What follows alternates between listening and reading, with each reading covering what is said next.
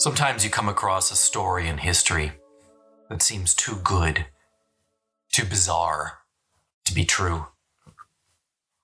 Those are rare for me. I read a lot of history, as you probably expect, so it's unusual for me to be surprised. Moreover, I always find it shocking when I'm surprised by a historical story that's close to my wheelhouse. If I come across something surprising in Asian or Indian history, I guess that's not too surprising for me, since I don't know that much about either of those two geographies. Frankly, they just weren't a part of what I was taught growing up. We'll remedy that on the show soon. Don't worry. The story you're going to hear now is one of those stories. We're talking about the 19th century today, not the dim, dark past of firelit caves. We're talking about, as the title suggests, Mexico. But so much more than that. We're going to talk about France under Napoleon III and the Austrian Hapsburgs as they limp through the last 60 years of their existence. As a student of U.S. history, and I think a pretty good one, and European history, I could not believe that I had not heard this story before. And then there are just the personalities. You get Napoleon III's illusions of grandeur, Maximilian's delusions, Benito Juarez, who has gone down in history as one of the unluckiest but most important figures in Mexican history, and a supporting cast of generals and diplomats that would make any author of historical fiction jealous, and I should know. Wrap it all together, and over the next 2+ hours, I guarantee you'll be left spellbound, even though you probably know the outcome. Now, if you want the whole unabridged version of this story, check out The Last Emperor of Mexico, I Couldn't Improve Upon the Title, by Edward Shawcross. It's a fantastic book, and I hope to sit down with the author soon. It doesn't come out until October of 2021, depending on when you're listening to this. But it's a fantastic story that balances pace with content in a way that we all know is so difficult to do with some of this history. I couldn't recommend it more. So with all that being said, let's take a deep breath and begin. The Last Emperor of Mexico.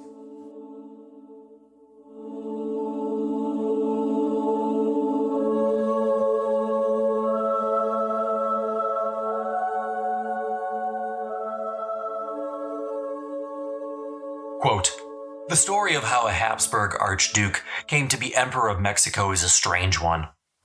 President Ulysses S. Grant saw it as an outrageous thing, nothing short of an act of war against the United States. Karl Marx, for his part, proclaimed the event one of the most monstrous enterprises in the annals of international history. Adolphe Thiers, president of the French Third Republic, called the Mexican Empire a madness without parallel since Don Quixote.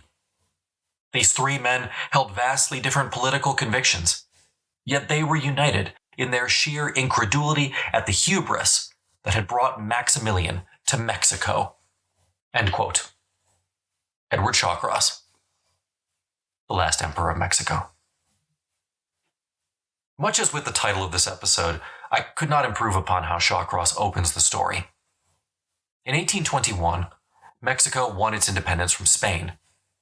It was then very bad luck for Mexico that in 1846, 25 years later, the U.S.-Mexican War began. So, 25 years after the Mexican people won their independence from one of the oldest powers in Europe, they found themselves battling one of the newest powers in the New World. On the morning of September 14, 1847, American troops marched triumphant through Mexico City. It was the first time American troops paraded through a foreign capital. The fanfare was not welcome, certainly not by the residents of Mexico City, who pelted the Americans with rocks. 3 days of fighting followed, during which the Americans shelled significant parts of Mexico City, reducing it to rubble. Oddly, one man saw it all coming. José Gutiérrez de Estrada, a former Mexican politician. He warned back in 1840, quote, "If we do not change our ways, we will see the stars of the U.S. flag wave over our national palace, and worse, Protestant services celebrated in our splendid Catholic cathedral," end quote. His solution to quote-unquote change our ways? Mexico needed a king. A foreign king. His idea was not popular, forcing Estrada to flee the country. His suggestion, however, was hardly without reason. Mexico had experienced numerous revolts since independence. By 1840, only one of Mexico's 11 presidents had served out his full term. Plus, there was nothing unusual in the early 19th century about the idea of an emperor. Austria, Russia, and France were either empires or had been in relatively recent times. Put all this alongside the sheer potential of Mexico, and you can begin to see the allure. In 1803, Mexico City boasted a population of 137,000 people. That is larger than New York and Philadelphia at the time combined. Mexico had unrivaled museums in the New World. Mexico City had been the heart of a Spanish empire stretching from Panama to Florida, from California to the far-off Philippines. Moreover, Mexico itself had ample natural resources, even after the Spanish pillaged everything that wasn't nailed down and some things that were. Mexico's population, though, was anything but homogeneous. In 1810, Mexico had a population of around 6 million. 1 million of these were Spaniards or Creoles. 1.5 million were of mixed ancestry, called mestizos, while 3.5 million remained indigenous peoples. Several million lived in the fertile valleys around Mexico City. Tens of thousands lived in places like California or Sinaloa, even less in the Yucatan. The Mexican Revolution is confusing and long, and I won't go into a lot of it, but suffice it to say that Mexico had, in early 1822, already become an empire with an emperor. The first emperor, former liberator General Iturbe, did not last long. By March 1823, he had been forced to abdicate and was in exile. Believing he would be welcomed back, he tried to stage a coup in 1824, was arrested and shot. Upon his death, Mexico became a federal republic, though this change did nothing to arrest the pace of chaos in the country. In 1846, Estrada wrote to the Austrian foreign minister, quote, "Time is pressing. A moment's pause and it will be too late. If Republican anarchy continues in Mexico, the country will cease to exist." End quote. How right he was. Literally weeks later, President Polk, certainly erroneously, claimed that Mexican troops had shot American soldiers on American soil, causing America to declare war on Mexico in April 1846. This notion of blood on American soil was especially spurious, because no one at the time knew exactly where the border even was. Regardless, the Americans stormed into Mexico under the banner of Manifest Destiny, and the poorly trained and even more poorly equipped Mexican army lost every engagement, leading to an embarrassing Treaty of Guadalupe Hidalgo in 1848. The end of the war did not bring peace to Mexico. Two disparate factions rose in the wake of the hostilities. The Conservative Party argued that Mexico needed to become more autocratic, ally itself with monarchical Europe, and restore the authority of the Catholic Church. The Liberals wanted Mexico to become more Republican, more like the United States. The Liberals wanted to sweep away the power of the Church and eliminate old colonial institutions. There wasn't a ton of room, as you can tell, for common ground. The Liberals came to power in 1855 and did not waste time. They drafted a constitution that not only sold church land, but, horror of horrors, for the first time did not declare Catholicism the official religion of Mexico. This, the conservatives could not have. In 1857, they launched a coup and thus began what was called the War of Reform. The War of Reform pitted two Mexican generals against each other that we're going to want to know for the story to come. The conservative lead general was Miguel Minamo, a hardened veteran of the U.S.-Mexican War. He'd actually fought as a teenager. The conservatives, by the way, were confident in the war to come. Opposing this battle-hardened soldier, Miramon, was a lawyer by the name of Benito Juarez. After the conservative coup, Juarez escaped to Veracruz, where he established a rival government. Juarez himself, born into rural poverty, was not a great public speaker or, frankly, even a writer. But he did prove to have a knack for getting and holding on to power. He was also a bit of a fanatic. He believed that Mexico was doomed unless it implemented liberal reforms and forever broke the power of the church. And the only way to do that was to defeat Miramon, who currently held the capital city. The key to the resulting 3-year war was the United States, which decided to back Benito Juarez. Now, this was not out of any moral sense of right or wrong, mind you. The United States feared that a conservative government would prevent U.S. investors from effectively taking over Mexico financially. And in that, the United States was almost certainly right. Again, I'm not going to go into all the details here, but what basically happens is Miramon tries to besiege Juarez. The U.S. Navy intervenes. Veracruz is on the coast, by the way. And Miramon becomes unable to resupply his army, which becomes so dilapidated that he has to flee to Europe.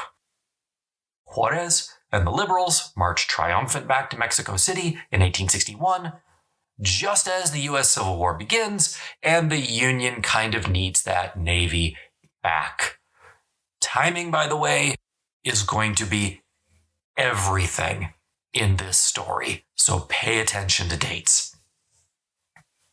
Still, even with the liberals in power, things were far from pleasant. Juarez's government had both borrowed and literally stolen from the British to fund its war effort. I actually mean that, by the way. Juarez's government seized over 1 million pounds of silver from British nationals during the war. All in all, Juarez and Mexico owed Britain, France, and Spain millions of pounds in loans and reparations.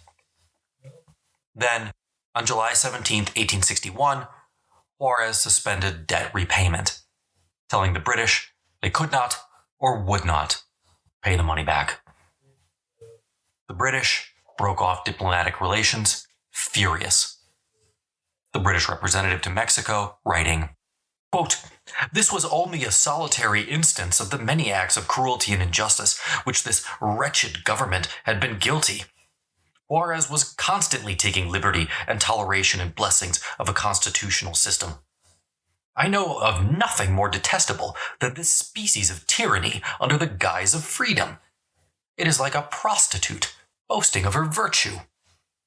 End quote. After only a few months in power, Britain, France, and Spain were so ticked off that they planned a combined military intervention into Mexico. On October 31st, 1861, these powers signed the Convention of London, declaring that because of Juarez, they had no choice but to intervene in Mexico. Now, normally, the United States would have opposed all this. From 1823, the Monroe Doctrine claimed that the United States only had the right to interfere in affairs in the Americas. While most in Europe sneered at this arrogance, the reality was, between 1823 and 1861, no one challenged it. But in 1861, the U.S. Civil War broke out, leaving the Union temporarily powerless to intervene and providing the opportunity for all the insanity that's about to happen. So remember, no U.S. Civil War, no last Emperor of Mexico. A few weeks before the three great powers agreed to intervene in Mexico, Miramon, that old conservative general, arrived in Paris. The connections between Estrada, Miramon, and Napoleon III ultimately then dictated the pace of events to come. It's interesting, then, that the three men only met because of a friendship between the wives of Napoleon and Miramon. Now, Napoleon III, we've got to get into. He's a bit of a character.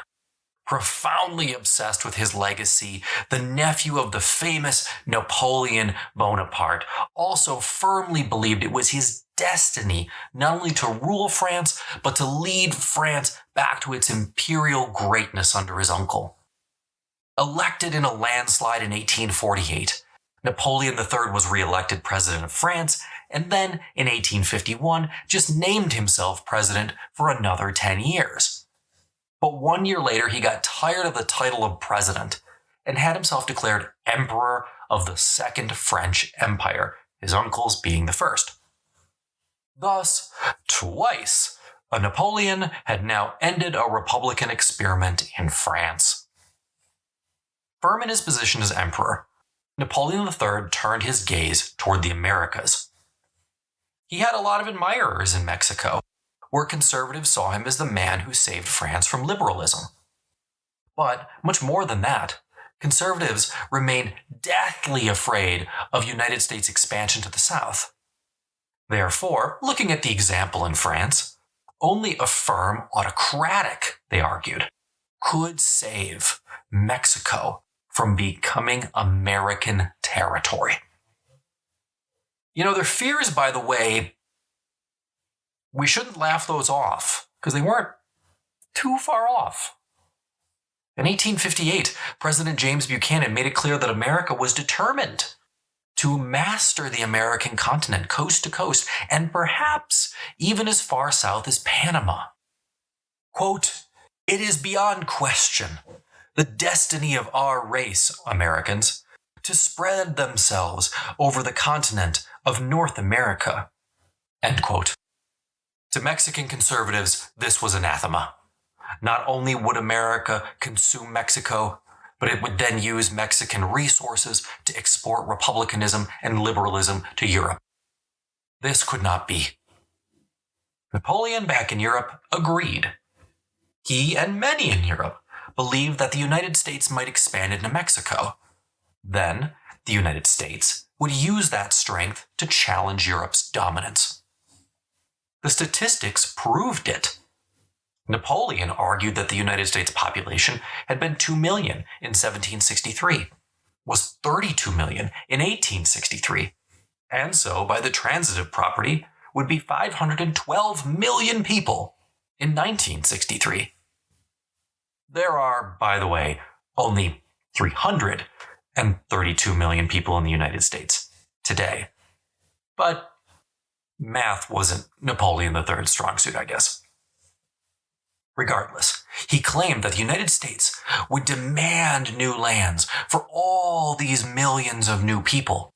Quote, "Jealous of Europe," he's talking about the United States there, "enemies of the old world, it would be capable of trying to enslave the universe, of our century, I would say further, of even modern times." End quote.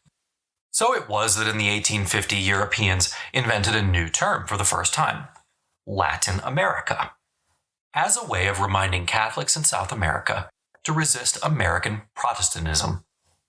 Some took it even further, arguing that the world was divided into races. Nothing new there in terms of the 19th century. But what was new was how this idea was now going to be expanded to the Americas. North Americans, it was put forth, were Protestant and Anglo-Saxon. Mexico and southward was Catholic and Latin. The two could not mix. Now, coming back to the wives that put all this together. Napoleon's wife, the Empress Eugenie, she agreed wholeheartedly with all of these ideas. While she was a poor match for a French emperor, Eugenie was just a Spanish aristocrat, she was a completely devout Catholic, felt for Mexico, and promised to raise the issue with Napoleon. And so she did. The whole plot, by the way, oddly begins in a villa on the southwest coast of France. The French foreign minister, he's not even there. But there, a Mexican delegate convinced Napoleon III that if Spain, Britain, and France all invaded, the Mexican people would rise with them. Moreover, the same Mexican official argued that with the U.S. embroiled in a civil war, Washington would be powerless to stop them. Right then and there, Napoleon committed. He said, quote, "If England and Spain are prepared to act and the interests of France demand it, I will also join them. For the rest, as you say, the state of affairs in the United States is very precipitous." End quote. What really attracted Napoleon to the enterprise was the idea that he might get Mexico, with all its resources, on the cheap. If he set up a puppet government in Mexico, then he could get most of the benefits of a friendly Mexico with none of the headaches of having to rule it. The idea was that Napoleon would front the money for the expedition, and then Mexico would repay the debt with interest through direct payments and natural resource, especially mining, concessions. All the benefits of colonialism at a fraction of the cost. But who then was going to be the Emperor of Mexico? The Mexican official at the end of the meeting asked Napoleon, "Will your Majesty allow me to ask whether you have a candidate in view?" Lighting a cigarette, Napoleon responded, "I have none." After sitting for a moment, the Mexican official suggested, "Might an Archduke of Austria accept the crown?" "But which Archduke?" Eugenie inquired.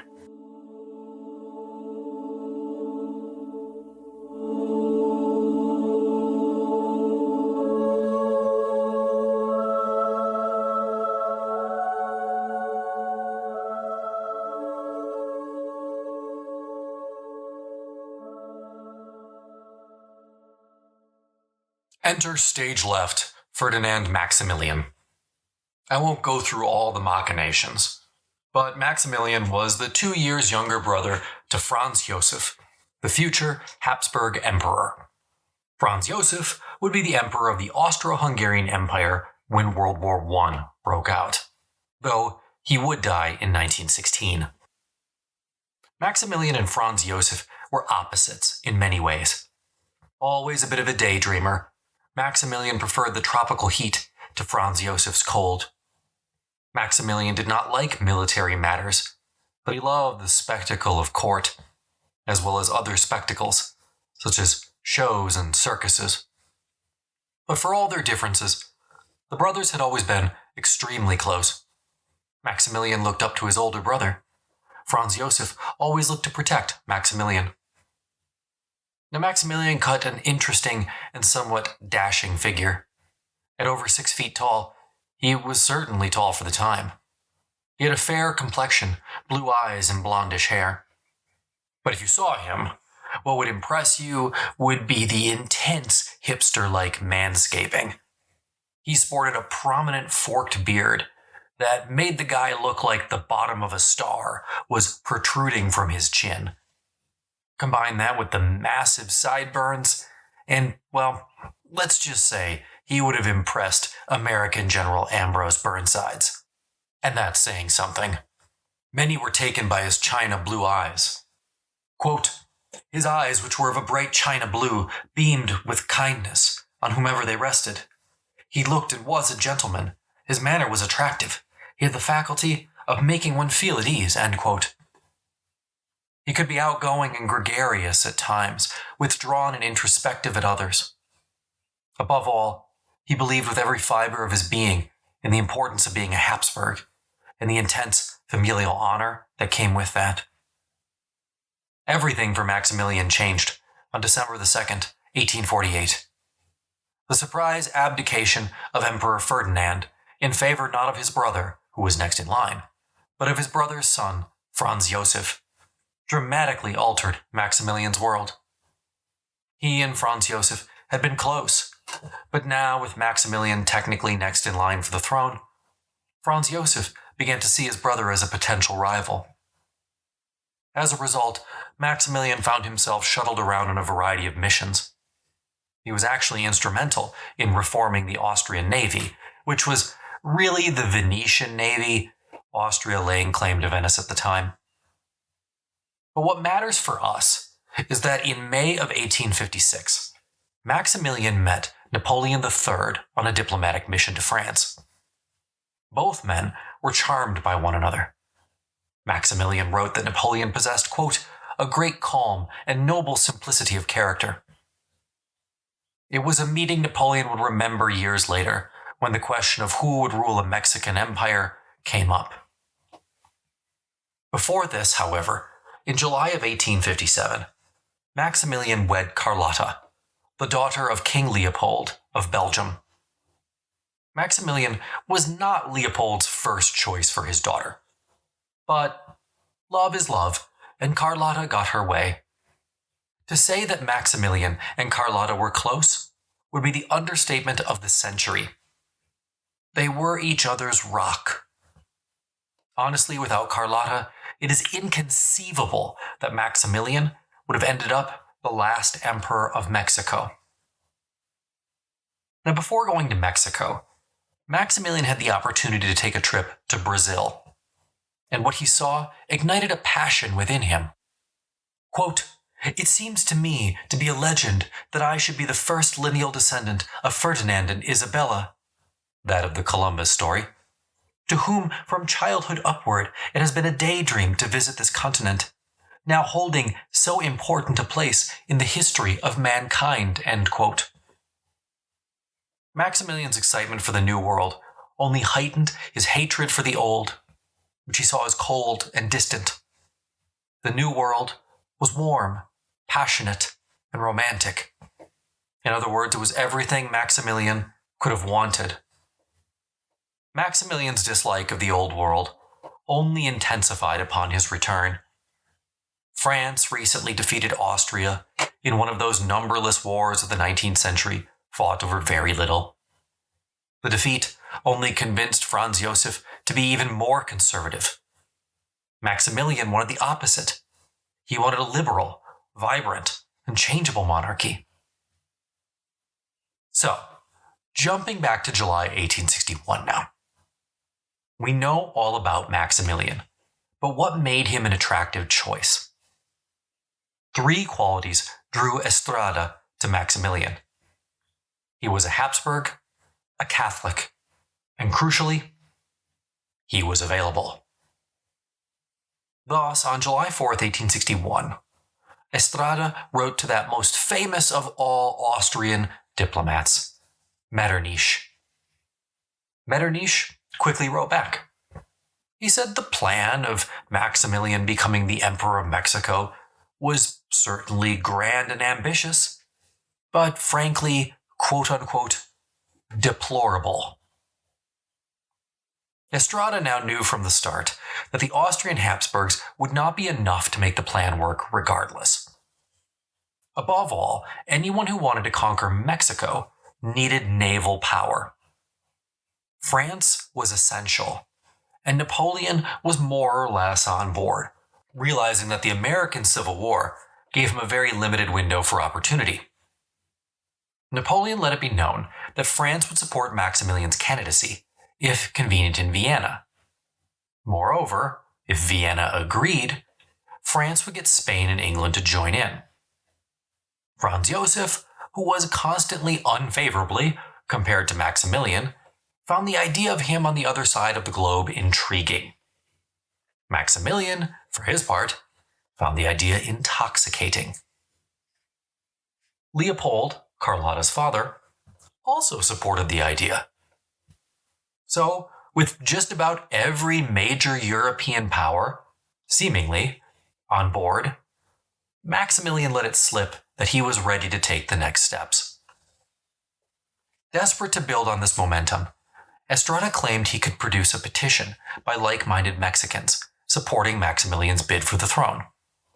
But, in a telling foreshadowing of events to come, he could only come up with 6 signatures. Napoleon, however, was committed and worked to dispel any fears Maximilian had, Ultimately, he told the future emperor, quote, "As soon as our squadrons appear before Veracruz, a considerable party in Mexico is ready to seize power, to call a national assembly, and to proclaim a monarch," end quote. Eventually, Estrada and Napoleon's efforts paid off. Maximilian was ready to throw caution to the wind. He wrote on January the 2nd, 1862, directly to Napoleon to accept the offer. Now, the offer was contingent on the Mexican people wanting him as emperor, plus the other contingency that Napoleon had already guaranteed him was in place: the support of Great Britain. Sadly, that was a lie. Now, Napoleon had reason to be optimistic about British support. The current British Prime Minister, Lord Palmerston, had long warned of American aggression to the south. In principle, he agreed with Napoleon, but practically, he had his doubts. He believed securing a European monarchy in Mexico was not going to be so easy, requiring 20,000 permanent European troops and tens of thousands of pounds. Ultimately, the British agreed to support an enterprise that would force Juarez to repay old European debts. However, that was as far as the British were willing to go, and Palmerston forced Napoleon to agree that the Allies would not interfere with Mexican internal politics. Given that Maximilian's condition required British support, and Britain's condition required that the Allies not replace Juarez, that should have been the end of it. Instead, Napoleon just made sure that Maximilian never heard the British response, telling him rather that, quote, "In 24 hours, the thing is done," end quote. By November 1861, 6,000 Spanish, 3,000 French, and 800 British troops were sailing to Mexico. Now, in order to combat the British non-intervention clause, Napoleon cleverly had inserted a clause empowering commanders to execute any maneuvers necessary to respond to local circumstances. All the French needed was for Juarez's forces to instigate something. Anything. Then the expedition could just declare total war to replace him and argue that they were just responding to local circumstances. Now, when the soldiers left France, Napoleon gave the French commanders two different orders. The first, ideally, was that the Mexican people would just show up at Veracruz and welcome the force, as well as the idea of Maximilian or someone as emperor. That, however, even to Napoleon, seemed unlikely. In fact, when Napoleon offered Miramar thousands of pounds as payment to go with the troops and whip up monarchist support for Maximilian, he refused. Instead, he told Napoleon point blank, "There is no monarchist party in Mexico." So as a result, we have the second order, the second alternative that Napoleon gave his commanders. Capture and hold the capital, because whoever held the capital traditionally was the party that the United States would recognize as the government for Mexico, which was the key. And that option seemed much more likely. The French commander, Jurien de la Grave, upon reaching Veracruz on January the 9th, 1862, offered no illusions at all about what lay before them. Quote, "I don't put any faith in the sympathies of this country. To reach Mexico City, we must wage war. This isn't an expedition. It is a campaign. I have faith in three things: the bravery of our soldiers, the weakness of the Mexicans, and the wisdoms of our emperor's plans," end quote. Arriving in Veracruz, the commanders really did not know what to do at first. They actually had no military maps of Mexico at all. In fact, the only maps they did have, they borrowed from Napoleon's personal library. Moreover, Juarez was determined not to start a war and give the Allies the excuse that they needed. So, he let them occupy Veracruz without firing a shot. But then what? They certainly didn't have the grounds to just march to Mexico City and take things over, because they weren't supposed to interfere with the internal politics of Mexico. So instead, the scene shifts to the diplomats. The French diplomat, who was kind of insane, by the way, demanded a $12 million indemnity, which he knew was going to be refused. Now, while the diplomats are going back and forth and all this is happening, by the way, the soldiers are languishing in Veracruz, known to travelers as the charnel house for Europeans. The French found the heat suffocating, and by the end of January, the expeditionary force reported 335 sick, which was over 10% of its total strength. Plus, it was still 240 miles as the crow flies from Veracruz to Mexico City. And to get there, you have to cross scores of mountain passes, going from sea level to above 6,500 feet. For the moment, the army was struck in Veracruz, as the negotiations over the unpaid debts continued. After weeks of complex diplomacy, an agreement known as the Preliminaries of La Soledad was drafted. Amazingly, part of the agreement was to recognize Juarez as the rightful ruler of Mexico. Thus, after a month of negotiating, the French had done the exact opposite of what Napoleon sent them to do. Because of the distance between Mexico and France, it took some 4 to 6 weeks for news to reach Europe at that time. And so, Napoleon was sitting in Paris, just assuming that it was all a done deal. Though, from the outset, he seems to have realized a few thousand troops wasn't going to cut it. And so in January, before he'd even heard anything, he dispatched another 4,500.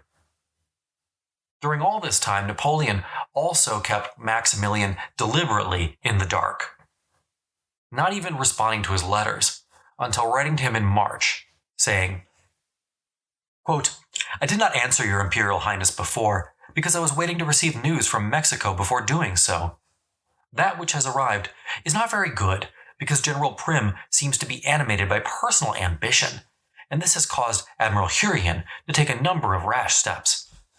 But my reinforcements will alter the situation." End quote. But then on March the 19th, 1862, news of the Preliminaries of La Soledad reached Napoleon. He went through the roof, as you might expect, and immediately fired General Legrave. Even so, he continued to deceive Maximilian, writing in June of 1862 that the war was all but over. Quote, "News from Mexico is very good, as we have at last emerged from the fumbling and ridiculous advances of General Prim was making on the Mexican government. The next post will no doubt bring decisive news. For if the great city of Puebla declares for us, the odds are that the rest of Mexico will follow. I am most anxious to know what has been going on for the last month. General Lorenzes wrote me that he reckoned on being in Mexico City on the 25th of May at the latest." End quote. Now, of course, Napoleon knew very well what was going on in Mexico. And the general that he mentioned is the guy that he sent to sack the original one. Now, while Napoleon was working to keep the reality from Maximilian and the army languished in Veracruz, Juarez worked to shore up a military resistance. He sent out missives to rally his people. They mostly read as follows. Quote, "Mexicans, I appeal to your patriotism.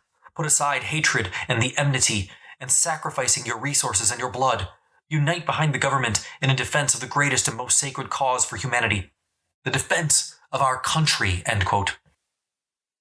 The rallying cries came just in time. By March 1862, General Lorenzes, the new French leader I just mentioned, arrived in Veracruz with 4,500 more men and a few Mexican conservatives, who quickly began to go around and rally conservative support around the invasion. The 4,500 men now gave the French a total fighting force of around 7,300. But that was still less than half of the number Winfield Scott had when he marched inland to Mexico City in 1847. So the French also courted former conservative generals turned banditos. The most infamous that they tried to bring into their ranks was a guy who's going to be with us probably throughout the rest of the story, Leonardo Marquez. 42 years old in 1862, Marquez was a battle-hardened soldier and a bit of a maniac, whose nickname, the Butcher, did not leave much to the imagination. The fact that the French welcomed Marquez back incensed the British. First, he was the, butcher.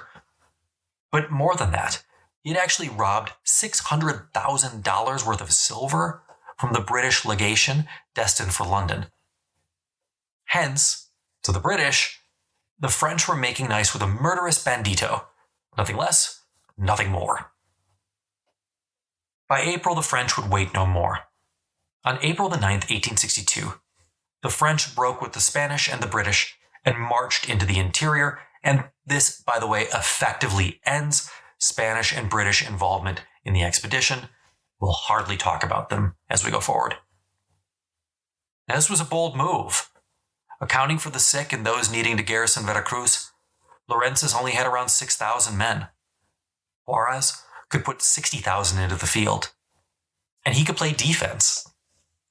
Regardless, after winning a few skirmishes, Lawrence marched into the valley of Puebla. By May the 4th, 1862, Lawrence was only a few miles from the fortified town of Puebla.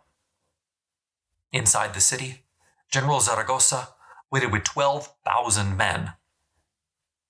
Realizing he did not have the time or the numbers for a siege, given the fact that he was outnumbered 2-1, Lawrence resolved a direct attack the next day. Now, Zaragoza's men were horrified to watch the French the next morning, marching in perfect battle formation. In fact, Lawrence's plan was so audacious and unexpected, Zaragoza didn't have all his men ready. He hadn't thought that Lawrence would try a frontal attack. At 1 p.m., the attack began.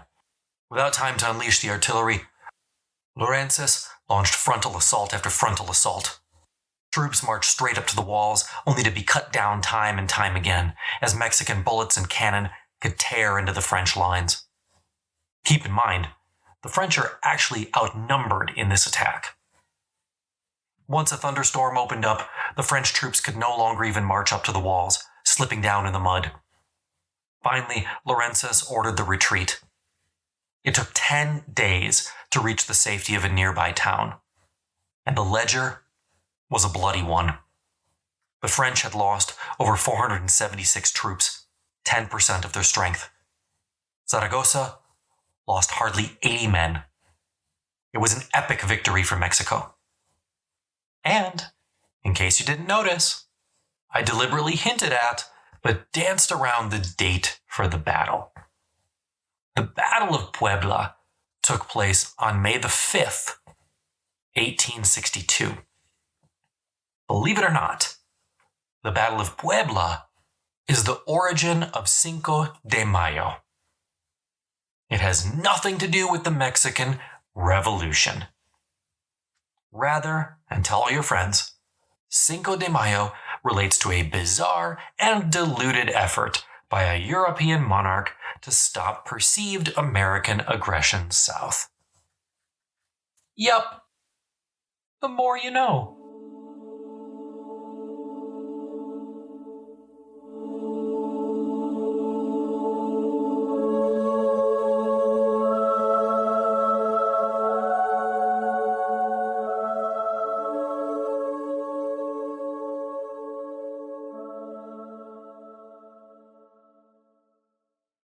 Back in France, Napoleon reacted to the defeat at Puebla with defiance.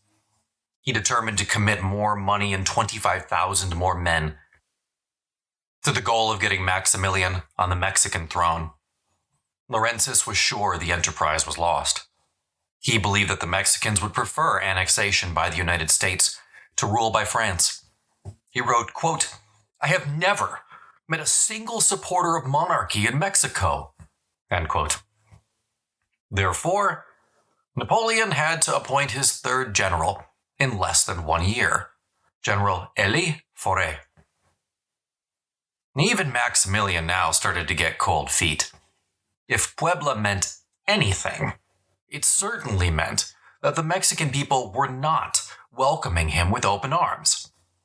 Moreover, by now it was clear to him that Napoleon had deceived him about Britain's intentions. In fact, to clarify things, the British Foreign Secretary wrote to Vienna to make sure they knew Maximilian could not count on British support.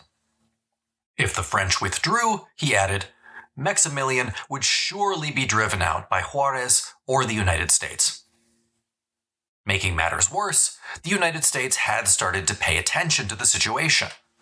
Though preoccupied by the Civil War, Secretary of State William Seward wrote to Europe that the United States would see any efforts to undermine Juarez with a foreign monarchy as beginning a conflict with the United States. But, as I mentioned before, Maximilian was a dreamer, not a realist.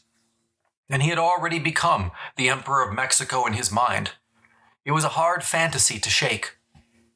So, Maximilian and Carlotta sent out their own inquiries to see if a monarchy in Mexico was viable. The only problem was, the responses they received were all designed to tell the royal couple exactly what they wanted to hear. And so it was, full steam ahead. In Mexico, General Forêt was determined not to repeat Lorenz's mistakes. He arrived in Veracruz on September the 21st, 1862, but did not reach the Puebla Valley for another month. Making matters worse and making it difficult for the French to move was the reality that the countryside was completely overrun with guerrilla fighters loyal to Juarez. But by December, he was ready to march on Puebla. Remember, he now had 25,000 reinforcements, giving him over 3 times the force that Lorenz had had. This time, Forêt outnumbered the garrison in Puebla, 25,000 to about 20,000. But because of his cautious nature, Forêt did not reach the outskirts of Puebla until March 1863. And rather than face a frontal assault, Forêt decided to try a lengthy siege. The French dug trenches, pulled up their heavy guns, and destroyed each and every fort protecting the town in turn. In late April, Juarez tried to send reinforcements to Puebla, but Forêt defeated them easily. By May, the game was up. General Ortega, who had replaced Zaragoza, by the way, who died of typhus a few months earlier, told his beleaguered troops that they could not continue. So on May the 17th, 1863, the crucial town of Puebla surrendered to the French. Puebla was truly the key fortified town, guarding the pass into the mountains and beyond the great fertile plains around Mexico City. Mexico City was heavily populated and lacked the walls needed to defend itself against a well-provisioned and determined French army. So, President Juarez made the excruciating decision to abandon the capital. He and the government moved to the town of San Luis Potosi, more than 260 miles to the northeast. At 3 p.m. on May the 31st, 1863, Juarez formally closed the final session of Mexico's parliament. Mexican liberals fled with the government. So by the time the French reached Mexico City, they got the kind of reception Maximilian thought was guaranteed from the start. French flags flew next to Mexican ones, trumpets blared, and, notably, the church bells rang ferociously. Forêt reached the capital, and along with the French diplomats, set up a council of 35 to decide what should be done with the government. Of course, this council's decision was a foregone conclusion. But for the sake of argument, Forêt trotted the council out to read their declaration that Mexico was to become an empire. Moreover, because of his illustrious ancestry and personal qualities, Maximilian was being called to reign supreme. It had taken a year and a half, but Napoleon's dream was realized. That being said, there remained much to do. The French held a string of strategic positions from Veracruz to Mexico City, but little more than that. Juarez had left, true, but he had not surrendered, and a remorseless guerrilla campaign continued in the countryside. That being said, it was finally time to offer Maximilian the crown. On October the 3rd, 1863, the Mexican delegation, including Estrada, finally traveled to offer Maximilian the crown to the empire of the newly created Mexican Empire. Once he accepted, which he did, everyone threw in their efforts to convince the British to, well, do something. All right, so this next part gets super complicated. But suffice it to say that Napoleon III, King Leopold, Maximilian, and his wife Carlotta all tried to convince Lord Palmerston to join in the enterprise, or at the very least, to recognize Maximilian as the rightful ruler of Mexico.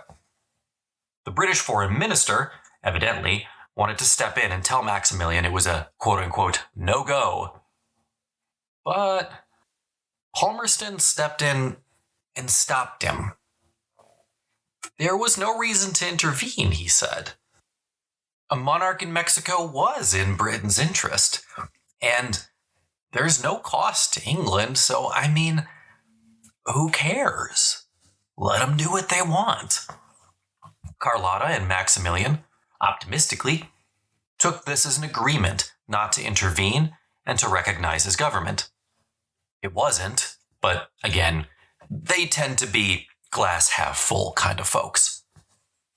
Now, moreover, with the American Civil War raging, Maximilian and Napoleon rationalized there wasn't a huge need for British support right now, given that the Americans couldn't intervene.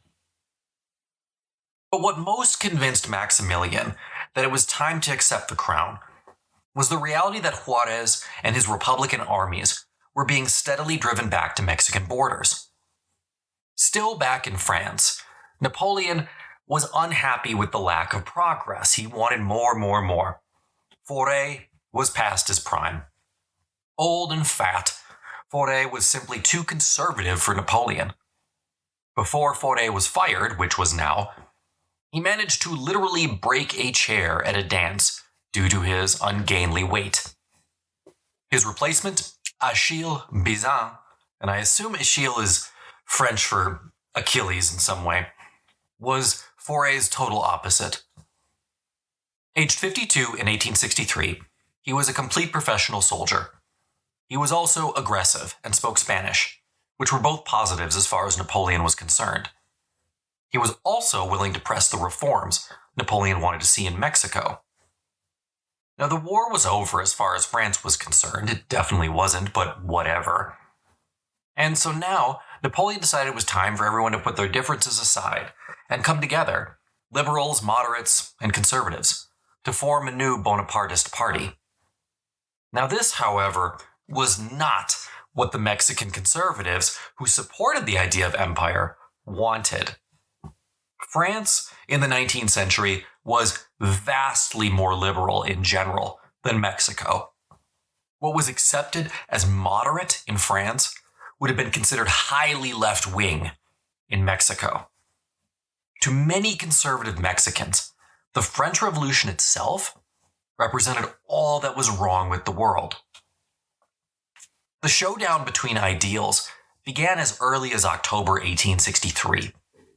In that month, Bazan and the Archbishop of Mexico City, La Bastida, met for the first time and immediately disagreed on how to proceed.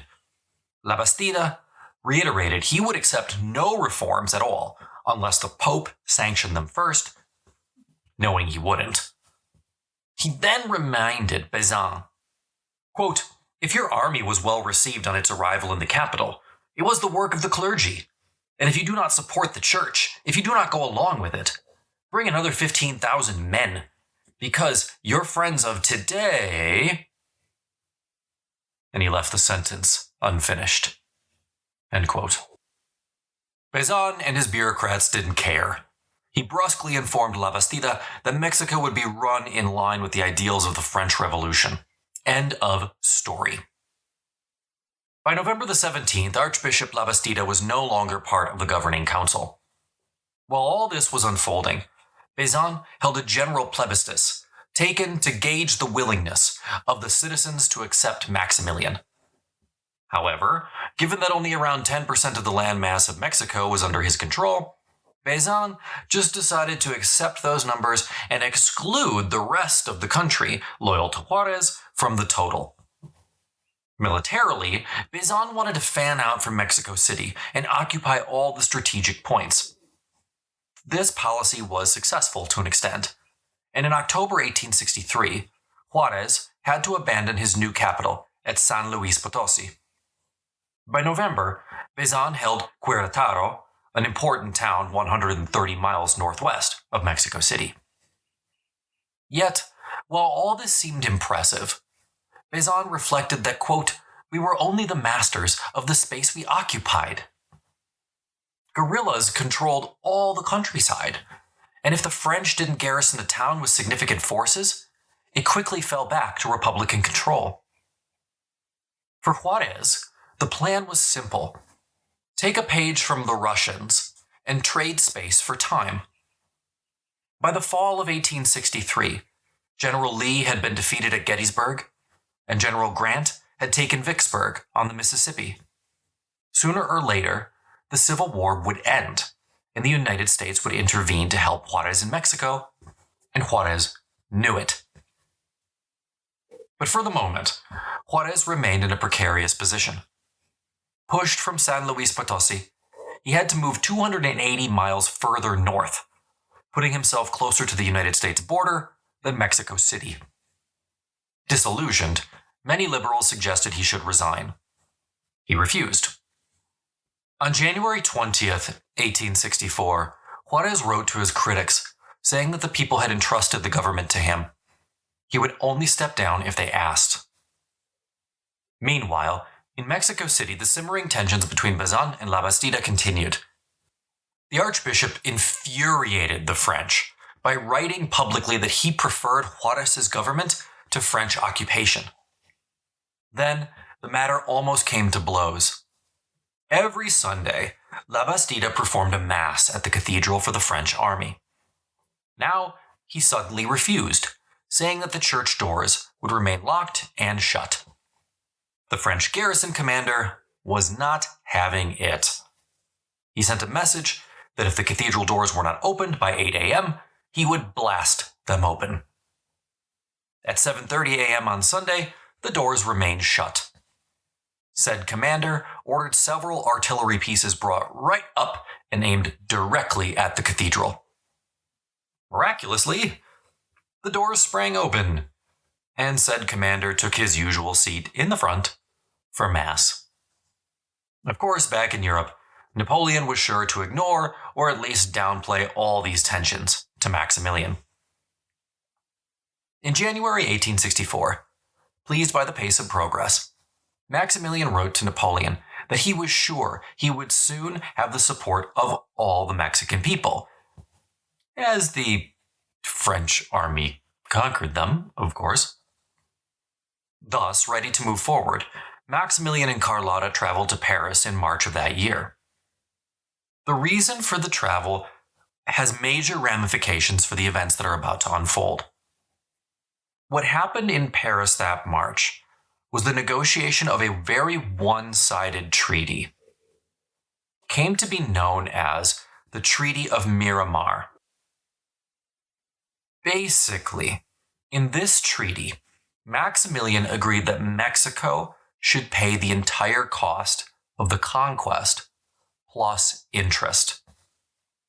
The cost alone between January 1862 and July 1st, 1864, was calculated at 270 million francs plus 3% interest. Moreover, to keep the French army there, he had to pay 1,000 francs per French soldier per year. It was a burden that Maximilian had no way of meeting, and if he defaulted, the treaty stipulated that Napoleon could withdraw his troops. Metternich, back in Vienna, thought there was no way for Maximilian to meet these demands. Napoleon, however, shrugged it off, telling Maximilian, quote, "You may be sure that my support will not fail you." Now, the treaty wasn't the only issue. Franz Josef, Maximilian's older brother and the current Austrian emperor, had no children. Hence, his brother Maximilian was next in line. For the first time, it seems like Franz Josef realized this whole zany scheme might actually come to pass. Moreover, he realized that if he died, Austria would be, bizarrely, ruled from Mexico. Now, as an aside, I would love to write a historical fiction wherein that actually happens. Can you imagine how that might play out in World War I? Maximilian is now the Emperor of Mexico plus the Austro-Hungarian Empire, so Mexico joins with Austria and Germany and draws in the United States immediately with a massive front that stretches across the Rio Grande? How crazy would that be? Anyway, in reality, Maximilian was devastated when he received a letter from Franz Josef telling him that the only way he could allow Maximilian to become emperor would be if he signed away his inheritance. He could never be both Emperor of Mexico and Emperor of Austria. At first, a meeting between the two brothers broke off with no result. Both Maximilian and Carlotta left Vienna in a huff. The Austrians now wrote to Napoleon III, telling him he needed to intervene in this family squabble, their words, not mine, or Austria could not agree to the deal. Napoleon was flabbergasted. At 2 a.m, a French aide pounded at Metternich's apartment in Paris, he was in France at the time, saying Napoleon needed to see him ASAP. The Austrian diplomat arrived at the palace a few hours later. He told Napoleon the issue was just inheritance, no big deal. Napoleon responded, quite rightly, I think, by the way, that clearly Franz Josef must have known about all this before today. Why was he only raising this issue now? At that point, he looked straight at Metternich and all but threatened war if this was not resolved. Simultaneously, Napoleon wrote to Maximilian, telling him that all the arrangements they had made simply couldn't be broken. This deal was done. Now, Napoleon's letter crisscrossed with a letter from Carlotta to the French Empress Eugenie, telling her that she was very sorry, but Maximilian could no longer accept the Mexican crown. Fortunately, the letter never arrived in Paris. Instead, Maximilian got Napoleon's telegram moments before meeting with the Mexican delegation, a meeting in which he intended to tell them he couldn't take the crown. Receiving the telegram moments before the meeting, he called it off. 2 days later, a French general arrived at Maximilian's castle.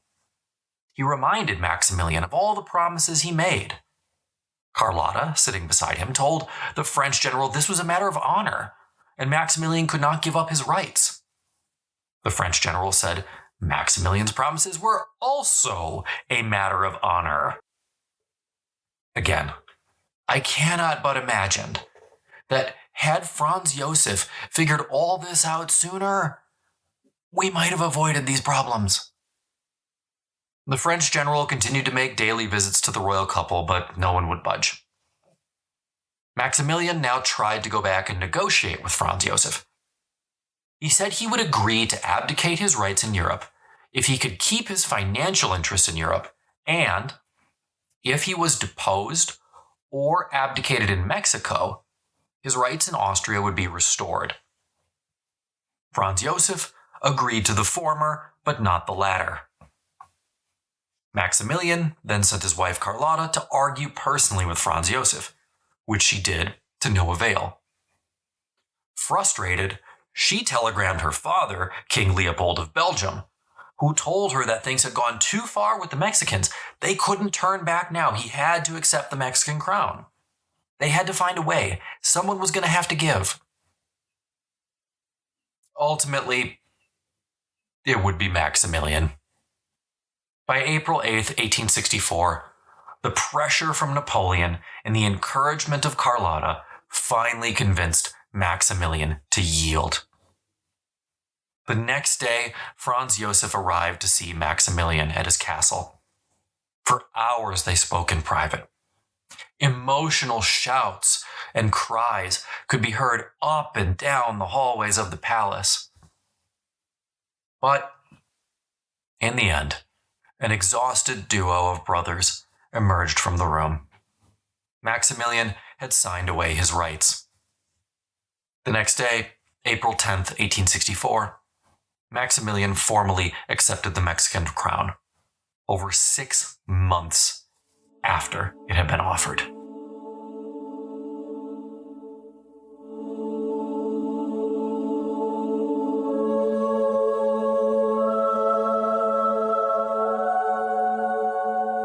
Maximilian and Carlotta planned to leave for Mexico the next day, but Maximilian was too distraught.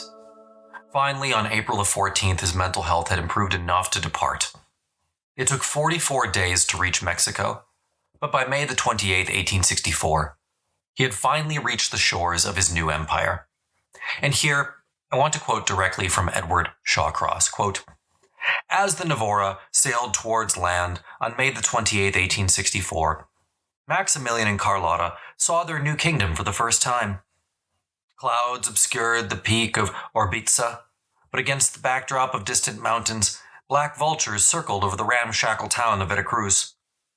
To their left, as the imperial couple approached the port, they passed the Isla de Sacrificios, where more than 300 years earlier, Hernan Cortez's conquistadors had seen dismembered bodies piled on top of blood-stained stone altars. The name was still apt, for the island was now covered with crosses marking the graves of French soldiers who had died creating Maximilian and Carlotta's kingdom. The wreck of a French ship on a nearby reef added to the sense of dilapidation and decay, and they overwhelmed those on board the Novara, which, under a scalding tropical sun, anchored at 2 that afternoon." End quote. Their arrival, however, proved anything but regal. As soon as the ship docked, a French naval officer boarded their ship in a fury and berated the couple for docking in the most yellow fever-infected part of the port. He then told them that the hills outside Veracruz were infested with guerrillas, and General Bazin could not spare any troops to escort them to Mexico City. The royal couple went to the rail station, where they would take a line recently constructed by the French army as far as it would go. They would need to go the rest of the way by carriage. It must have been a rude awakening for Maximilian, who had been brought to believe that all of Mexico wanted him there. Their journey was not a comfortable one, and what they saw as they passed through rural Mexico was as alien to them as they might have been on Mars itself. Puebla cheered them up a bit. More European than the countryside, adorned with Mexican, French, Austrian, and even Belgian flags, it must have offered them some comfort. Yet, when they reached Mexico City, they were not disappointed. Mexico City looked like an imperial capital. It rivaled all but a few European cities, with its wide paved streets, opera houses, and shops with goods from across the world. Here Maximilian could build the kind of monarchy he envisioned. He set out to establish a modern, popular monarchy that married traditions with the ideas of democracy, actually closer to those of Juarez than to what existed in most aristocratic European courts. It was to be a regime that didn't rely totally on divine authority propped up by a property class, but he wanted the support of the whole nation. He wanted everyone, even those who wrote papers, the lower classes, to say, "These are true princes. How unlike the wretched presidents." But this was the impression that Maximilian wanted to project, It was an image that he hoped would bridge the contradiction between Mexican nationalism and European dynastic rule. And in the end, that is simply not possible. Though, honestly, the Mexican Empire actually started out pretty well. The team of Bazin, Maximilian, and Carlotta was considerate and adept. The problem was their power extended barely outside central Mexico and Veracruz. Back in Europe, Maximilian received the plebiscite figures on his election as emperor with pleasure. He had won 5,498,587 out of a total 8,629,982 votes. These really precise numbers, however, were total fabrications and nothing more than estimates. As one French general reflected, quote, "They, the Mexican people, would have elected the devil if we had presented his candidacy at the point of our sabers and bayonets," end quote. Maximilian was the emperor of central Mexico. Elsewhere, from Monterrey, Juarez was still president. True, Maximilian had around 30,000 French troops and another 20,000 Mexicans. But Mexico itself is 760,000 square miles. So realistically, he couldn't do anything about Juarez's guerrilla resistance. Maximilian and Carlotta had dreamt of a modern empire, of telegraph lines and railroad ties crisscrossing their vast kingdom. But the problem was, before any of this was even remotely possible, they needed to deal with some of the simmering issues. Those with the church were perhaps their most important supporters and therefore the most important. But two crushing issues also faced Maximilian. One, he had to win over the liberals who supported Juarez in order to win the war. Two, and this was the big one, he had to reform the finances. His Mexican empire was already outspending its income. He had a stopgap loan from Napoleon III, but he owed interest on that, and he couldn't rest on that money for long. He needed to reform the finances, and he needed to do it now. So he rolled up his sleeves and didn't. He did not get down to business. Instead, the dreamer emperor set out commissions to report back on him on the affairs of the country. I guess at least then he would look like he was doing something. He then spent most of his time designing his new palace. Cue collective groan. By July 1864, he finally got down to the business of trying to reconcile the liberals and conservatives. He made sure to appoint them in equal numbers to his council. This, however, only angered the conservatives. And maybe they had a right to be angry. I mean, why bother negotiating with the other side when you're winning? Throughout 1864, Bazin stormed across northern Mexico. His major problem was not winning wars and battles, but finding someone to fight them against, as the Republican army simply refused to fight. He took Monterrey on August 26th, forcing Juarez to flee to Chihuahua. Matamoros, the last liberal port on the Gulf of Mexico, fell on September the 26th. Everywhere the conservative armies were ascendant, Juarez looked more and more like Jefferson Davis, the leader of a lost cause. But back in Mexico City, Maximilian still wasn't doing anything to reform the treasury, as French ambassadors, worried, continued to write back to Napoleon with increasing alarm. Instead, Maximilian decided to set out on a 3-month tour of the realm. This was absurd, especially because in his absence, the government ground to a halt. His goal was to try to prove he was a Mexican ruler, not a European aristocrat. So he dressed in traditional Mexican attire and tried to woo conservatives and liberals. What Maximilian seems to have never realized is that there was no centrist party in Mexico. Years of coups and hatred had bred two mortal enemies. By choosing neither side, Maximilian only alienated himself. Now, to the north of Mexico City, though Bazin continued gaining ground, the situation was bleak, to say the least. Guerrillas killed French troops took revenge on Mexican civilians. One French soldier even reflected in a letter back home to his wife, quote, "If I were Mexican, what hatred I would have for these French, and how much I would make them suffer." End quote. Whatever tactics the French tried, they did not have enough troops to occupy all of Mexico. They had to decisively defeat Juarez, or the cause would eventually be lost. Maximilian returned to Mexico City on October 30th, 1864.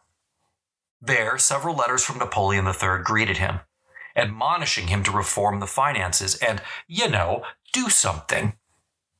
Napoleon could send out one more loan, but that was it. Maximilian wrote back, accusing the French of not organizing things before he got there. So I guess he expected a prefab empire? Regardless, he said he would handle everything now. Of course, if I were Napoleon, I would wonder why he waited 6 months to tackle these issues he said were obvious, but that's just me. Maximilian had to face two big issues. The first was the confiscation of church land that had begun under General Foray. He needed that to appease the liberals.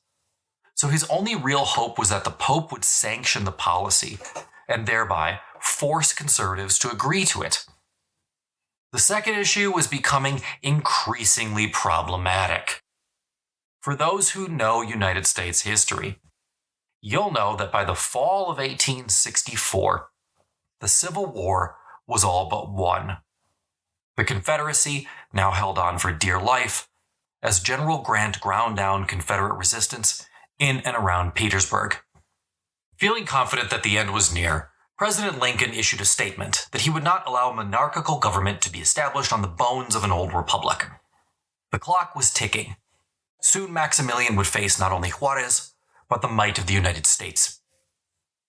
It didn't take long for papal representatives to outright reject Maximilian's proposal to sanction the sale of church land. And if you didn't see that coming, I'm guessing you don't know a ton about church history. Maximilian then responded with anger, suggesting then that he would just ratify all of Juarez's laws, leading me to question then what the point of this ideological civil war even was. But that's just me. Maximilian followed through on December the 27th, announcing freedom of worship, confirming the sale of church lands, and accepting most of Juarez's reforms. Archbishop Labastida now threatened that the clergy would no longer back the empire, causing Maximilian to lose what little support he had. The atmosphere in Mexico City had become toxic.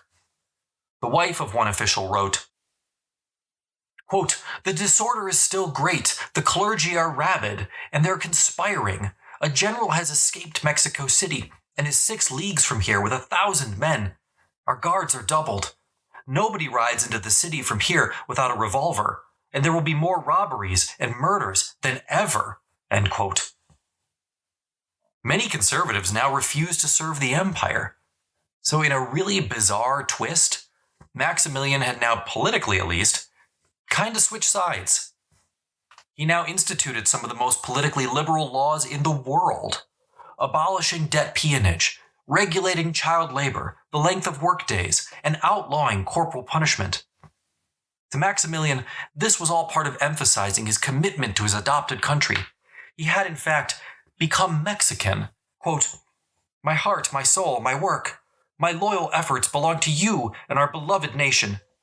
Nothing in this world could make me waver in my duty. Every drop of my blood is now Mexican. I will die at the foot of our glorious flag." End quote.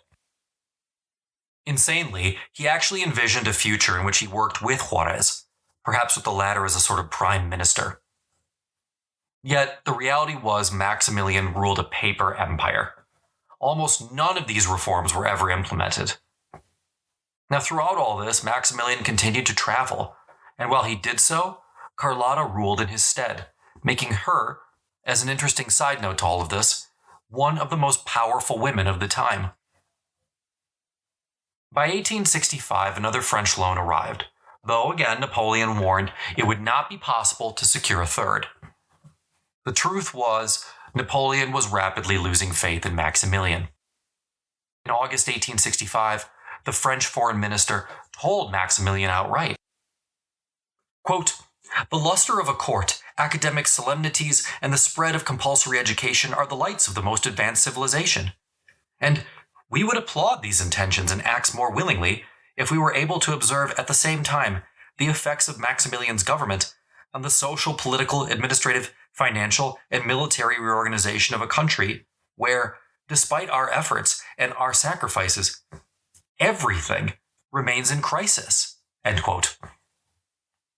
Maximilian claimed the costs of the war were bankrupting the empire. True, I agree, they do tend to do that. But given the state of things, the complaint was a bit absurd. Bazin continued to march around, swallowing up territory. Juarez continued to pull back and evade him. When Bazin took Oaxaca in January 1865, Maximilian complained to Napoleon about the cost, $2 million to take one town. This all then only led Maximilian to complain that he didn't have control over the armed forces. Napoleon, however, was certainly not going to intervene on his behalf. Bazin had Napoleon's full confidence, and don't forget, Maximilian had never so much as seen a battle. To bring the matter to a conclusion, Bazin sought to make a final impressive military statement. His goal was to capture Chihuahua City. If he did so, he reasoned he would either capture Juarez or force him to flee across the U.S. border. Maximilian had supported this campaign and the idea for a long time, believing that if Juarez fled to the United States, he could claim that Juarez had abandoned Mexico. The French marched north in July 1865 and stormed into Chihuahua City on August the 15th. Juarez fled again. Maximilian received the news with jubilation. He told his supporters in Mexico City that the war was over. Juarez had fled the country. Unfortunately, he had not, and the war was most certainly not over. Juarez had moved north, that's true, but only to a small town on the border, then referred to as Paso del Norte. Today, we call it Ciudad Juarez, and it sits opposite El Paso, Texas. Bazin knew he was there, but he was reluctant to send troops, because then they might clash with U.S. soldiers, giving now President Andrew Johnson, Lincoln was assassinated in April, a casus belli for intervention. Back in March 1865, Napoleon wrote to Maximilian not to worry, that the information he had been provided showed that the U.S. Civil War would continue for a long time. By the time the letter reached Maximilian, the Confederacy had surrendered. See, kids, you can't always believe everything you hear. Now bellicose generals, such as General Ulysses S. Grant, looked south with a mixture of disdain and rage. They wanted to enforce the Monroe Doctrine with steel and shot. The fear was that President Johnson would eventually bow to their desires and allow Grant to cross the Rio Grande River with an army. Yet for a time, nothing happened. The United States continued to declare its neutrality, which was puzzling to Maximilian, because as previously, the United States always recognized whichever government held the capital. All that being said, for the moment, everything was okay. Maximilian even hoped to turn the end of the war to his advantage, attracting, ideally, thousands of ex-Confederate soldiers to form a new mercenary army that, oh wait, he can't pay for. If that was his hope, then Maximilian was soon disappointed. By May 1865, U.S. President Johnson lifted the ban on weapons sales over the border that had been in existence since the start of the war in 1861. In one transaction alone that month, Juarez's armies received 5,000 brand new rifles, 1,000 pistols, and even 6 new artillery pieces. Moreover, soldiers were crossing the border, but not to join Maximilian. So many U.S. soldiers swelled Juarez's ranks that a new elite corps had to be named for them, the American Legion of Honor. Fearing an imminent U.S. invasion, Napoleon wanted his generals to pull back. Some would not. General Mejia still held the coastal town of Matamoros. He refused to leave. Even when surrounded by a liberal army, he kept his cool. When the Republican liberals told him he had 2 hours to accept a surrender, he simply told the liberal general he didn't need to wait so long to attack. The liberals advanced, but the imperial army put up stout resistance. After several hours, the liberals seized a key fort, but now Mejia played his trump card. He gave word to an imperial gunboat in the harbor to shell that fort. The advancing liberals were cut down. Mejia then led a cavalry charge into their shattered lines and drove the liberals back toward the Rio Grande. The liberals retreated. Elsewhere, however, the situation was becoming increasingly bleak. Desperate to turn the tide, Bazin convinced Maximilian to fight dirty. He had the emperor sign what became known as the Black Decree on October 3rd, 1865. It is what you think it is. Quote, "The troops under your orders will take no prisoners. Every individual of whatever rank taken with his arms and hands shall be put to death. In future, let there be no exchange of prisoners. Let our soldiers understand that they cannot surrender to such men. This is a death struggle. On both sides, it is only a question of killing or being killed." End quote. In other words, no mercy, no quarter. This was a fight to the finish. But Maximilian's end didn't really come on the battlefield. It came in the treasury. Unable to meet his financial commitments, in December 1865, Maximilian wrote to Napoleon asking him to cover the costs of his Mexican empire for a few more months. Napoleon now had a decision to make. Keep paying the tab, or leave Maximilian to his fate.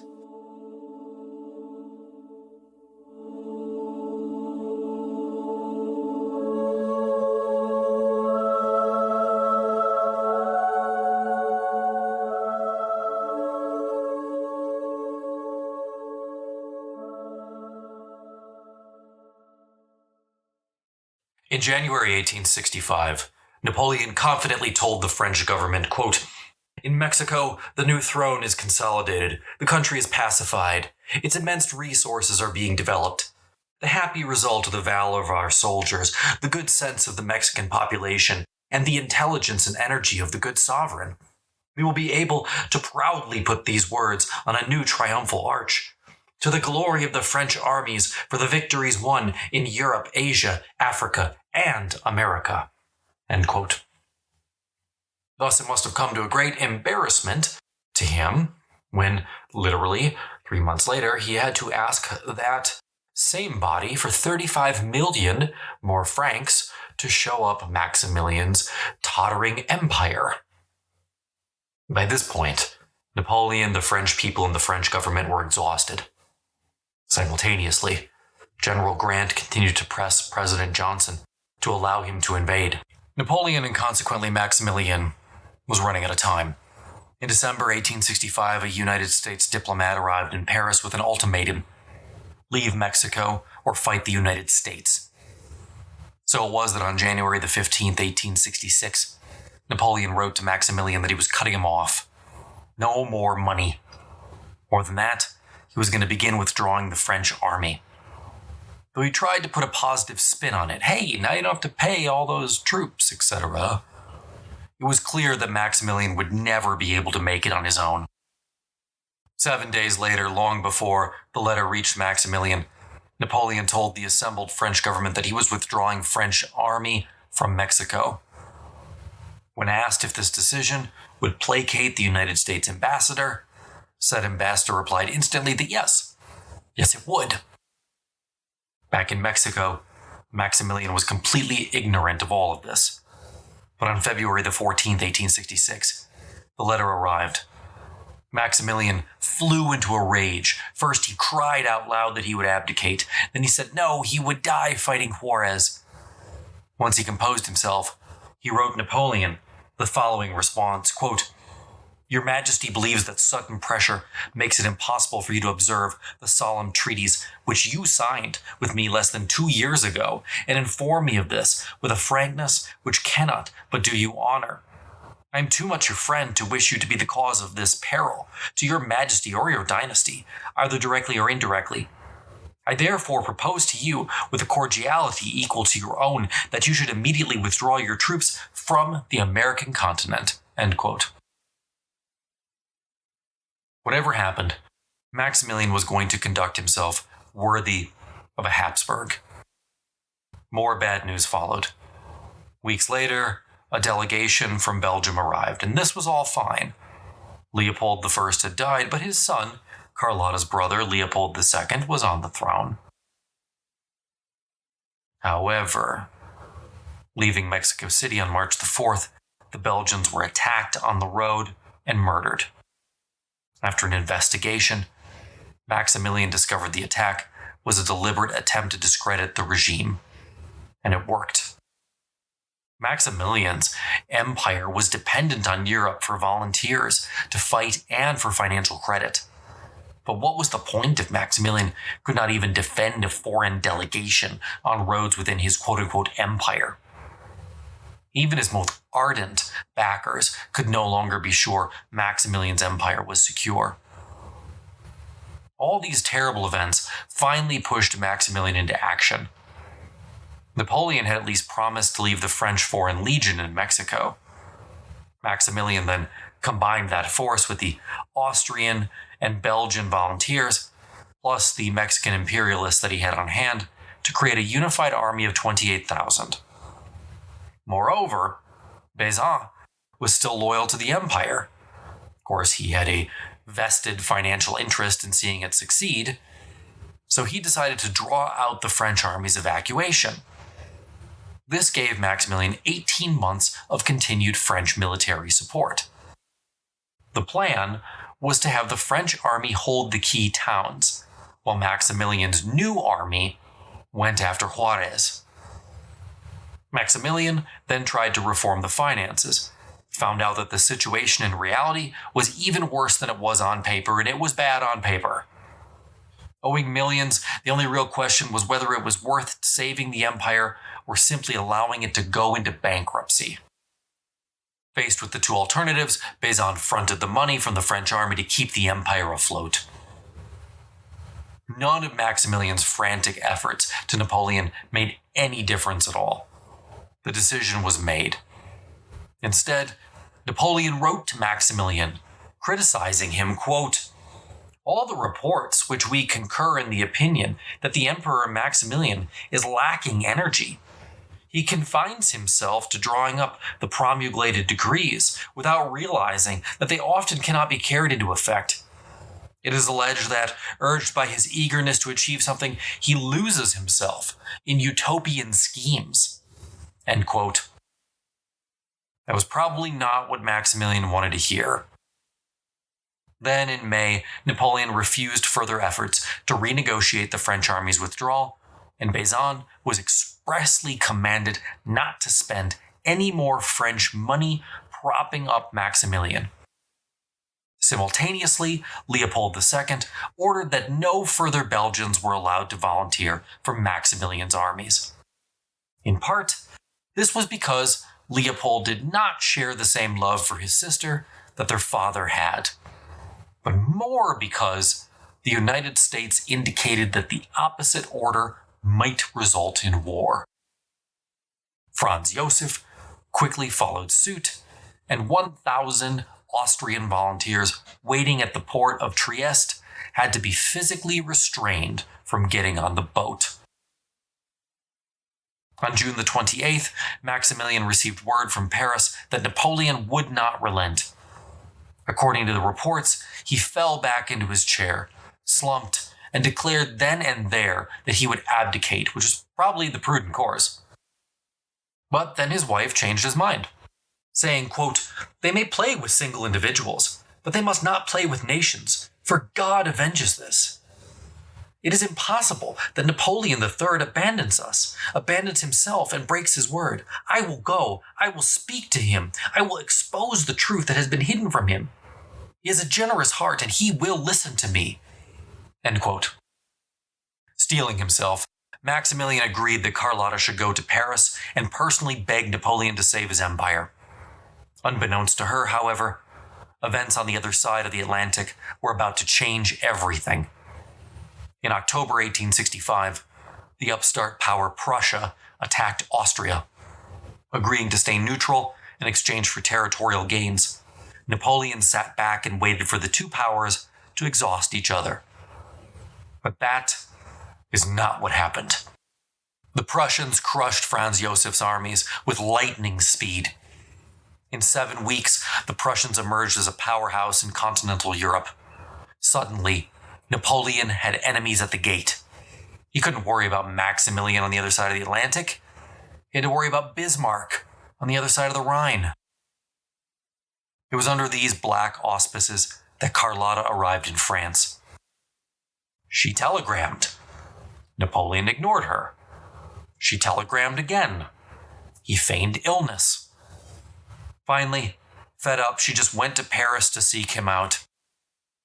Meeting with Napoleon in 1866, Carlotta reflected how much more worn he looked, how less energetic. Napoleon claimed he had done all he could. She said a country as rich as France surely had more to give. He broke down and cried, claiming his advisors simply would not let him help more. She said she would speak to them. He readily agreed, anything to get her out of the room. After a series of meetings with different cabinet ministers, all who gave their condolences but said nothing more could be done, Carlotta returned to meet with Napoleon a second time on August the 13th. Then she asked for 500,000 francs per month to keep the empire afloat. After speaking with his ministers, Napoleon again said it could not be done. Attempting one final card, Carlotta demanded that Napoleon come to her hotel on August the 19th and personally explain that French support was over, hoping to shame him into action. It didn't work. Before Napoleon could finish explaining it was all over, Carlotta interrupted him, able to hear no more. He left. As he did, Carlotta began to suffer from a terrible headache. It persisted. She slept little. Her anxiety grew. After all, had she not been the one who had practically convinced her husband to take the crown? What were they to do now? She wrote a deluded letter back to Maximilian, painting the French withdrawal as a good thing. Without Napoleon in the way, she explained, the United States would be sure to recognize the empire and Juarez would surrender. None of that was to be. After writing the letter, Carlotta completely broke down mentally. She believed everyone in France was trying to murder her, and so she fled to the Pope in Rome. There, after a strange and delusional meeting with the Pope, she spent weeks in a hotel/hospital/insane asylum, trying to recover before her younger brother finally arrived to take her back to Belgium. And this is the part of the story that truly becomes a personal tragedy. Had Maximilian simply bit the bullet and abdicated, all would have ended. But as you can probably guess, he's not going to. His honor and family pride, all things that made him a good candidate for the office in the first place, now all got in the way. Throughout 1866, French troops pulled back toward Mexico City. Juarez and the Republicans advanced, and only Mejia held on to Matamoros. Then on June the 22nd, even that city fell. Mejia, cut off from supplies and without naval support, negotiated a surrender. So long as his men could keep their weapons and march back towards Mexico City, he agreed that the liberals could have Matamoros. They agreed, and the imperial forces vacated the town. By July, the French had pulled out of every city of importance on the Pacific coast, losing crucial revenue. Without a shot fired, Juarez retook Chihuahua. At this point, The French held only the area around Mexico City and the route back to Veracruz. Then, as always seems to happen in history, as the liberals were winning, they started to fight amongst themselves. According to the Mexican Constitution, President Juarez should have stepped down back in November 1865. Declaring it was impossible to hold elections, Juarez had not. Power should have passed to Jesus Ortega, the head of the Supreme Court. Now, Ortega just went ahead and declared himself president, giving Mexico in 1865 2 presidents plus 1 emperor. Throw in a king and a pope, and I think that's an executive branch full house. While Maximilian drew some comfort from the reports of infighting, the writing was on the wall whether he decided to read it or not. Maximilian, desperate that Carlotta's mission would succeed, he had no idea she was sick/mentally ill in Rome at the time, tried to turn back to the conservatives to save his kingdom. In return for power, the conservatives, really the Catholic Church, would back Maximilian with or without the French army. All this made Maximilian feel optimistic for the first time in months. The emperor went out onto the balcony and declared to a roaring crowd that all was well. He was staying, and his new union with the conservatives meant that victory was guaranteed. Everything was sunshine and roses. And then the mail arrived. Upset by Carlotta's arrival, Napoleon wrote his own letter to Maximilian, making his situation clear. Quote, "It is henceforth impossible for me," that's Napoleon, "for me," repeated, "to give Mexico another écu, a small denomination of French currency, to you or any other man to support the enterprise," end quote. French troops would stay as promised until 1867, but that was it. To make sure that there was no more confusion, Napoleon sent a French aide, General Castelnau, whose job it was to, ideally, get Maximilian to abdicate and leave with the departing French army. That, reasoned Napoleon, was the best course for everyone. Maximilian, as usual, tried to chart a middle course that did not exist. He felt that with the backing of his new French Foreign Legion, Austrian and Belgian army, plus the Catholic Church, his empire might have a chance of standing on its own. Given the time, Maximilian wanted to call a national congress before he even considered the idea of abdication. This, as I'll come back to several times, was not possible. But Maximilian persisted in the belief, deluded though it may be, nonetheless. Then the news came about Carlotta's illness. When pressed about the subject, Maximilian's personal physician was forced to concede that where she was considered an insane asylum. Now completely broken, Maximilian asked his physician if he felt that people would believe he returned to Europe to support his wife, not out of fear. His physician said that of course they would. So, on October the 20th, Maximilian told Bezan he was leaving the capital, which everyone assumed was a prelude to abdication. Furious, numerous conservatives tried to get an audience with the emperor to get him to relent, forcing, ultimately, his personal physician to stand like a bouncer outside his door. The next morning, Bezan's reply came. He told Maximilian that if he left, the French army would happily take over. Relieved, Maximilian prepared to depart for Veracruz. On the way, he met General Castelnau, who was also relieved to hear that Maximilian was leaving.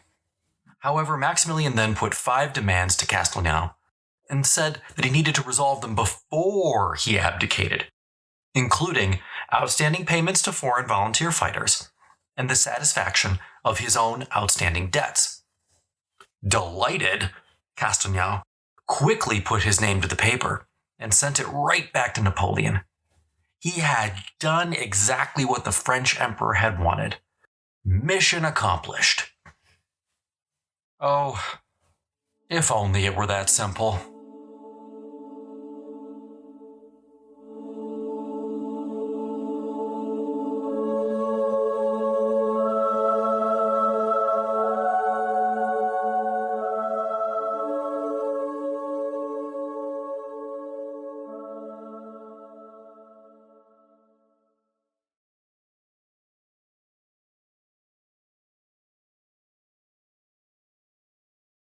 As he traveled toward the coast, Maximilian's determination to abdicate ebbed away.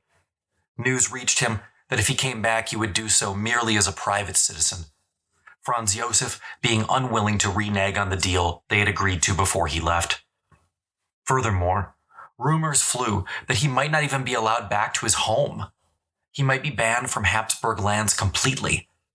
Ironically, the final nail came in the French reply, agreeing to all his terms to abdicate. How would something from the French agreeing to his terms convince Maximilian not to abdicate?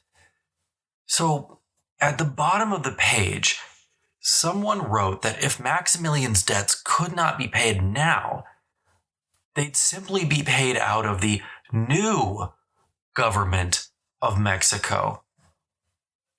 The insertion of the word new for, and I don't know why, whatever reason, caused Maximilian to believe that the French were in league with the Americans, which they certainly were not, but it speaks to his level of paranoia at the time. So he wrote to Bezan, quote, "I must thank you, as well as General Castagno and Mr. Diano, for having arranged those points which concern me so closely. But one important point still remains to be settled. A firm government to protect the interests which are compromised." End quote. And he requested that he come to the town of Orbiza. Maximilian was suffering from fever at this point and would not return to Mexico City, to discuss the arrangements. So in other words, now Maximilian is not willing to leave Mexico and abdicate unless there is a brand new government already in place that he agrees with that's willing to take over. Again, a practical impossibility. So he summons the entire cabinet, which in essence is supposed to discuss and then vote on the future of the empire.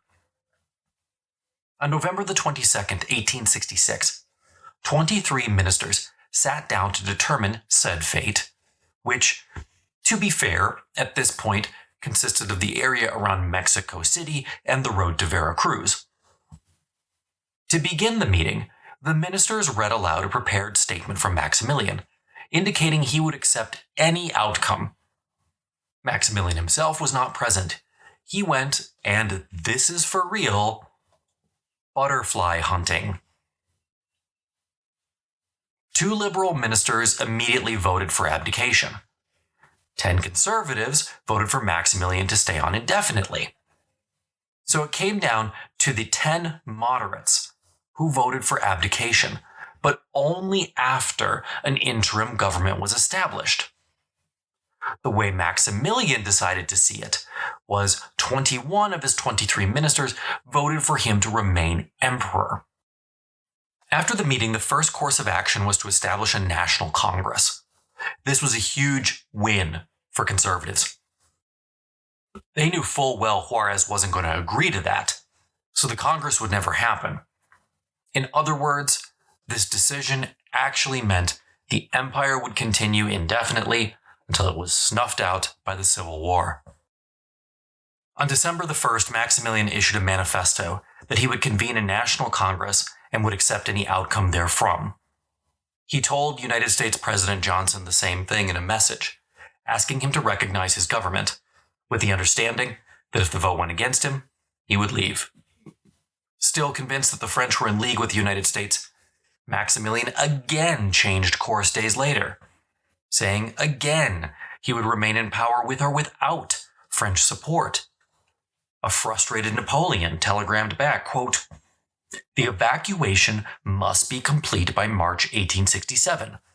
Repatriate the Foreign Legion and all French soldiers or otherwise who desire to return, as well as the Austrian and Belgian legions, if they ask for it." End quote. The French ministers on hand again pushed Maximilian to abdicate. There was, they said, no other way. As of December 1866, all cooperation between Maximilian and the French effectively ceased, though the French army did not cease taking half the customs revenues from Veracruz. Castelnau again implored Maximilian to abdicate, saying that without French aid he would immediately be outmaneuvered by Juarez in league with the United States. No one, Maximilian told him, wanted power less than himself. But seeing himself like a sentry guarding a wall, he said he would only leave if the Mexican people voted him out at a Congress. At the beginning of 1867, Maximilian returned to Mexico City. He asked his personal physician point blank, quote, "Will the stay in Mexico City harm my health?" End quote. The doctor responded, quote, "Not your health, but I fear that it could endanger your Majesty's life." How right he was. Now, all that being said, Maximilian's health was a major issue. Stricken by fever, Maximilian arrived at a small farmhouse outside Mexico City on January the 5th. He would stay there. All his furniture had already been shipped to Veracruz in the expectation of his exit, and he refused to go back to an empty palace in Mexico City. There, the French General Bazin came to see him. Though the French general had been the only friend and ardent supporter to Maximilian for years in Mexico, even he now counseled abdication. Without European soldiers, he told the beleaguered emperor, the cause was lost. He needed to abdicate and go. But the other conservatives in the cabinet were not about to let that happen. General Marquez, the butcher, said he would lead forces north, where loyal cities would just rally to the cause. Conservative ministers lined up, offering to pay the cost. Shaking his head, Bazin looked around and told Maximilian that now he'd become not an emperor, but simply the head of the Mexican conservative faction. On February the 5th, 1867, Bazin lowered the French flag from over Mexico City and marched the army out. Thousands of refugees followed, desperate to escape the liberal army fast closing in on the city. The fissures in the liberal ranks, by the way, had now also been healed by the intervention of the United States. While in New Orleans, Ortega announced he was returning to Mexico to claim the presidency away from Juarez. In response, the Americans simply arrested him and held him. Done and done. In January, the liberal Republican army took Cuernavaca, cutting off the retreat to Veracruz. Now it really was a fight to the finish. Of the 8,000 European volunteers who initially came to Mexico, scarcely 800 remained. Maximilian was now down to 3 loyal generals in their armies, Miramon, Marquez, and Mejia. Miramon decided to be the first to try a wild gamble. Advancing north, he somehow got the drop on Juarez, who was attending a ball in the city of Zacatecas. Juarez only barely escaped in time. Had he been captured, it is fascinating to imagine what might have transpired, especially with Ortega in U.S. custody. But he got away. And the next week, Miramon had to abandon Zacatecas, but not quickly enough. A liberal general caught up with him, and armed with the latest repeat-action rifles from the United States, soundly defeated Miramon. Pinned down, he had little choice but to hope the emperor might march to his rescue. But that would be crazy, right? No way Maximilian would do that. Wrong. That's exactly what Maximilian, goaded on by Marquez, decided to do. Leave Mexico City and march north to Querétaro. As Maximilian left, a letter arrived from Veracruz. I like to imagine this as the messenger literally sprinting up the hallway, but the door has just shut to Maximilian's carriage and he's exiting the city. The letter, of course, was from Bazan. He said he could get Maximilian out, but he had to leave Mexico now. Bazan left on March the 12th, 1867. According to legend, he was the very last man to board the last ship. Maximilian never saw his letter. He was already in Querétaro.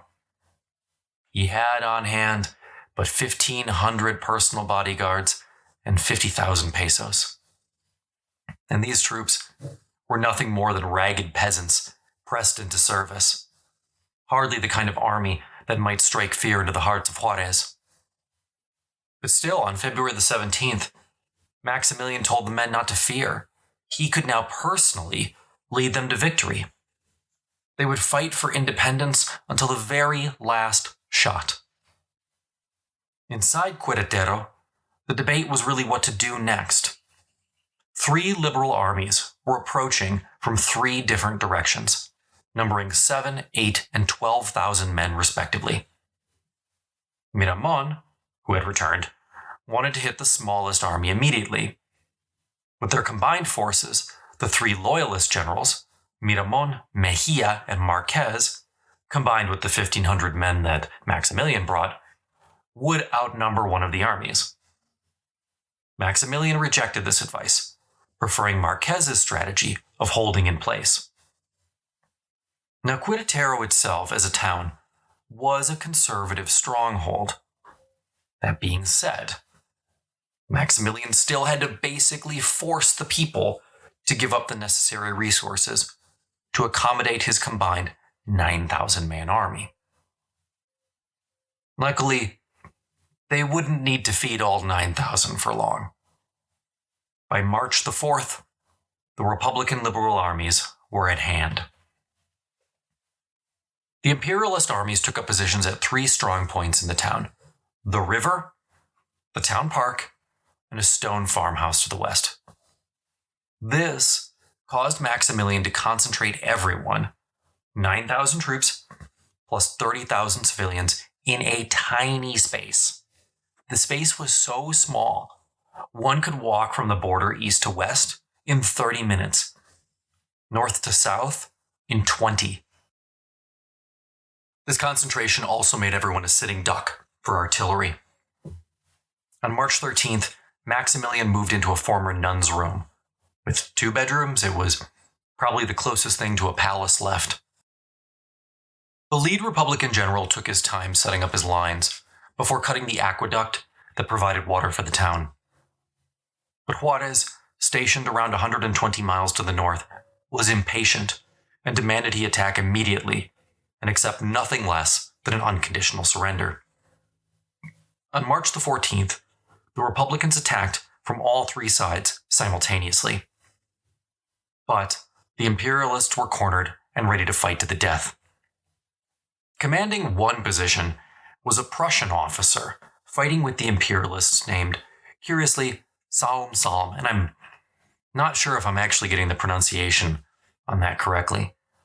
And he single-handedly led an infantry charge straight through Republican artillery fire, slaughtering hundreds of Republican soldiers. Later that day, Miramon rode to see Maximilian. He told the relieved general that the attack had been repulsed. They were saved. One artillery officer reflected, quote, "Everyone was swept up in the emotion. The empire had been saved. These moments were sublime. I will never forget them. It was the beautiful side of the war," end quote. Saved, sure, but now they had tons of prisoners to free, and the arrival of yet another Republican army swelled the Republican ranks to 40,000. How many more times could insane heroics hope to save the emperor? With hope running out, the emperor, really his generals, decided that General Marquez would break out and make for Mexico City to get money, supplies, and more men. On the morning of March 22nd, Miramon commenced a diversionary attack. His diversionary attack turned into a real one, routing the Republican guards and seizing badly needed provisions. In the chaos, Marquez easily slipped out, literally unnoticed. And then Nothing. No word from Marquez, nothing at all. After a month, they decided they would have to try again. This time, Mejia would break out to find Marquez. At that point, Maximilian would have been down to one general. And yes, it did occur to me, by the way, a while ago to call all these guys the Three Musketeers, since their names all start with M's, and there are, counting Maximilian, actually 4 of them, so it makes sense. But I decided not to, although I guess I just did. Anyway, this time, in spite of more incredible heroics by the Prussian Salm, the imperial forces were repulsed. Dismayed, several officers tried to get Maximilian to surrender. He would not, only telling them, Marquez will come. He would not. Finally, the imperialist got a spy into the Republican ranks. He returned with horrible news. Disregarding his order, Marquez had not gone to Mexico City. He had been obliterated trying to relieve the town of Puebla. No help was coming. On April 27th, running out of everything, Miramon attempted a final do-or-die attack. Storming the enemy lines at dawn, the vastly outnumbered Miramon by a 3-1 margin turned the Republican flank and scattered their forces. While the army looted the camp for artillery and ammunition, the civilians took all the food. And then there it was, a chance. For the moment, the Republicans were scattered. The road to Mexico City stood open. Maximilian himself rode up to see. But Miramon delayed, wanting to secure his flanks before the army took off. By then the Republicans returned in force, and what was an imperial retreat turned into a rout. Salm seized Maximilian by the arm, and trying to pull the emperor back, bullets flying all around them. He demanded to hold his ground, but a Republican cavalry charge made any effort to hold anything impossible, and now the emperor fled backwards with everyone else. Now the situation in Querétaro was desperate. Running out of food, desertions became a constant occurrence. Even Maximilian, normally a foodie, had to make do with what he could. Coming to the emperor's table one night, Miramon saw a finished pie and remarked, quote, "When you want another one, there are still plenty of cats at my place." End quote. Maximilian laughed, aware of the joke. He had only eaten the crust. By May, things reached a breaking point. On May the 13th, the generals decided that Mejia would try one last desperate attack. They never got to try. That night, Maximilian was awoken to the sounds of shouting and yelling. Colonel Lopez woke Salm, telling him that the enemy were upon them. Salm then rushed to Maximilian, woke the general, and together they sprinted to their horses. But quickly, both men deduced that they were surrounded. An artillery shell exploded but feet from them, showering the emperor with dirt. Dazed, by the time he recovered his senses, he was led away by Republican men. The whole attack lasted less than an hour. But how? How did the Republicans get past all those troops? The answer was simple. Maximilian had been betrayed. The same Colonel Lopez who had awoken Salm had sold them out for his life and $50,000. To be fair, initially he did try and secure the emperor's life too, but was told that was not possible. Lopez had led Republican troops through the lines and into the convent where Maximilian was sleeping. Then he calmly went to Salm, roused him, already knowing that they were surrounded.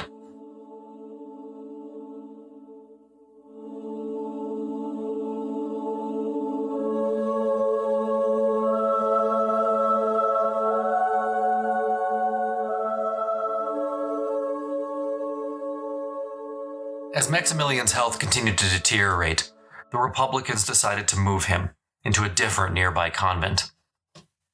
What Maximilian did not know was that General Marquez now held Mexico City. Yes, he did eventually end up there after his disastrous defeat at Puebla.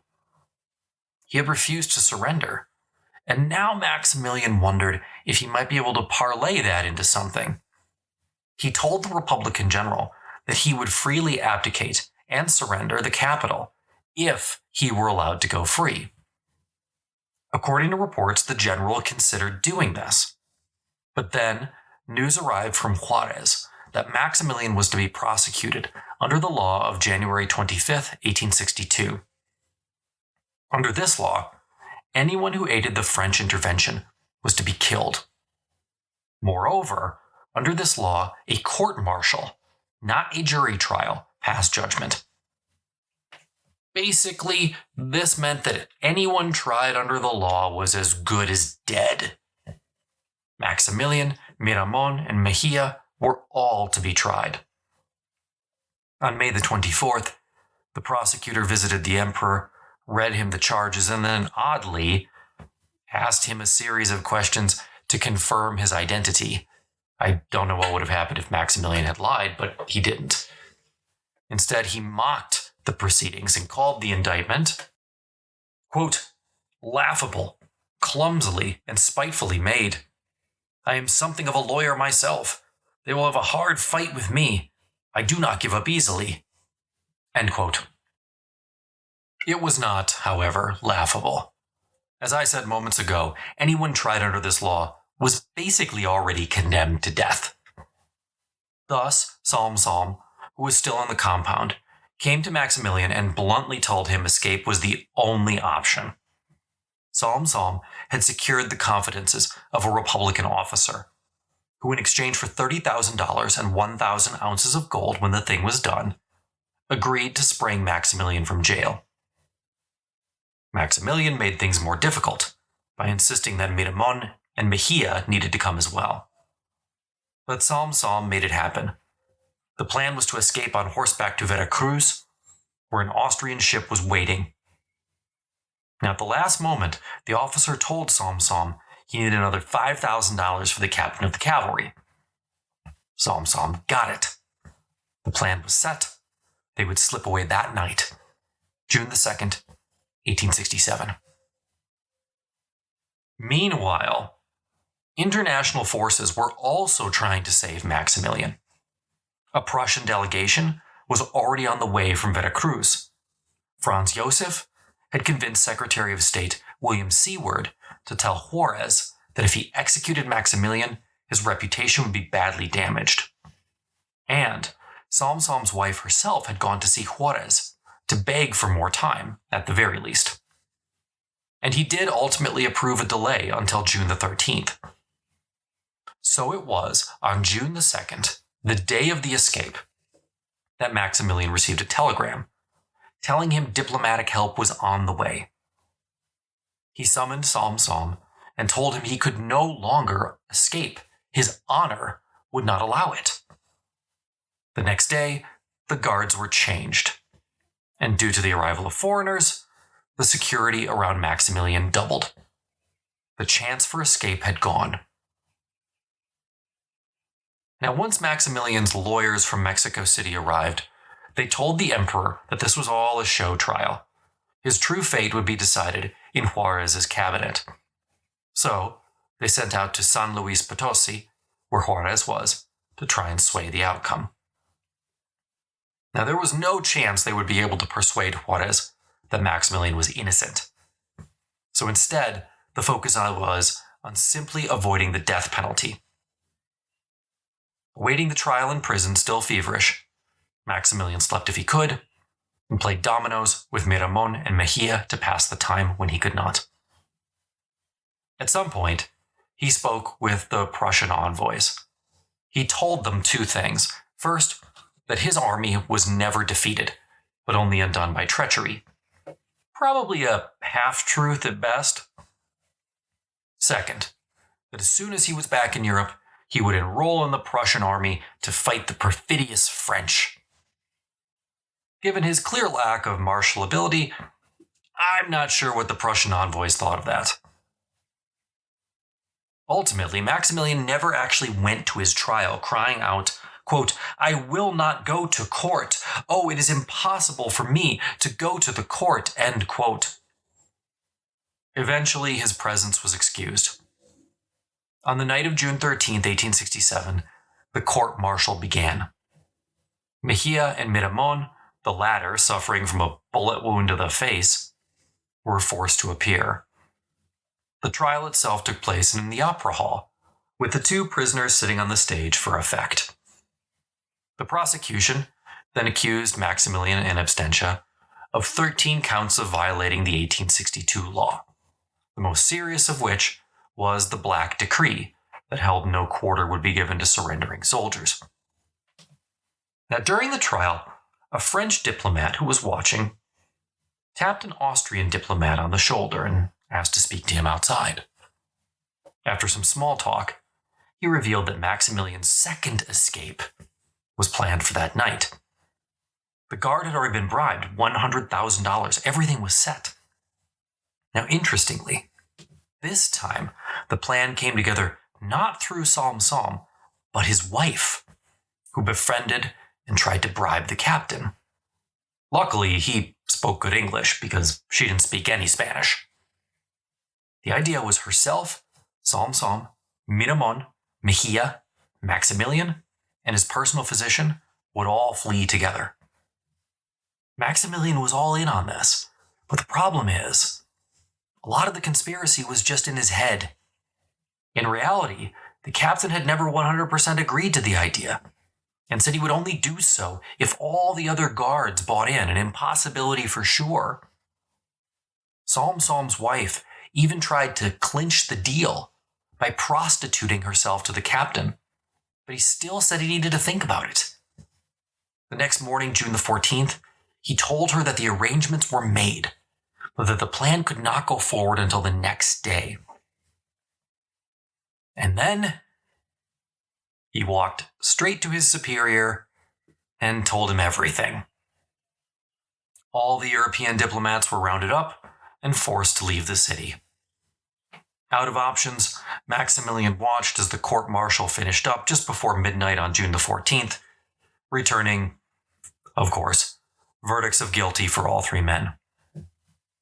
The decision then went before the leading Republican general on June 15th, who confirmed it. So it was, on 11 a.m. on June the 16th, the prosecutor came to Maximilian's cell and told him he had been sentenced to die by firing squad.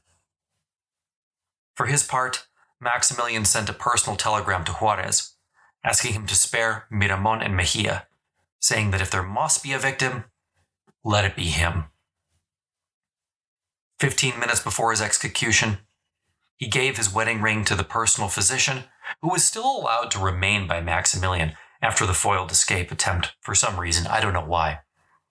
And then he told him, quote, "Go to Vienna, speak to my parents and relatives, and report to them about the siege and the last days of my life. Especially, you will tell my mother that I fulfilled my desires as a soldier, and that I died a good Christian," end quote. But then, this has been less than 15 minutes before the execution at this point, word arrived that the men were to be given a one-day reprieve. To many, it seemed like this was just the beginning, like Juarez was certain to pardon Maximilian. After all, Europe wanted it. The United States wanted it. But it couldn't be. Maximilian represented monarchy and foreign intervention, and Juarez had to show the world he was not open to either. Maximilian had to die. The day before his execution, Maximilian seemed at peace, telling a fellow soldier, quote, "I no longer belong to this world. I am only an intruder here," end quote. At 3:30 a.m., the condemned men rose, breakfasted on chicken, coffee, bread, and a half a glass of red wine, and boarded the carriage to their execution. Maximilian dressed in all black, carrying a crucifix. The three men stood in a line, Miramon in the middle, Mejia to the left, Maximilian to the right. In a bold voice, Maximilian called out in perfect Spanish, "I forgive everybody. I pray that everyone may also forgive me, and I wish that my blood, which is now to be shed, may be for the good of the country. Long live Mexico, and long live independence. Then, pointing to his heart, he implored the executioners to shoot there. Miramon spoke next. Mejia said nothing.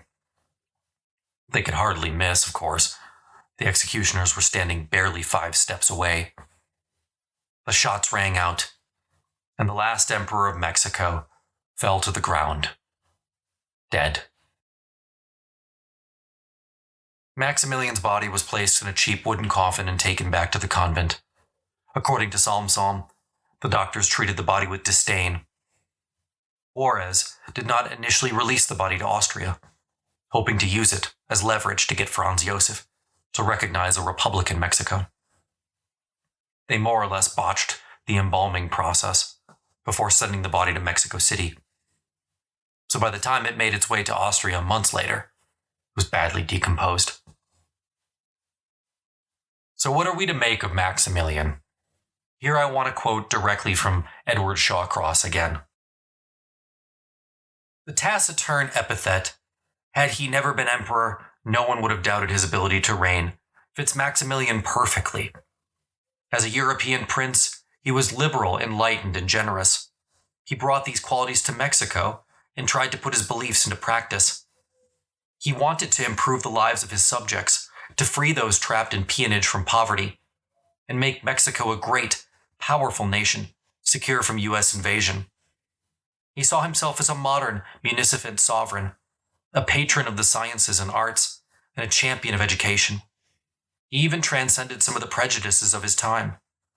Unlike many of his European and, for that matter, Mexican contemporaries, he did not think that the indigenous population was beneath contempt, or pre-Columbian Mexican civilization, mere barbarism.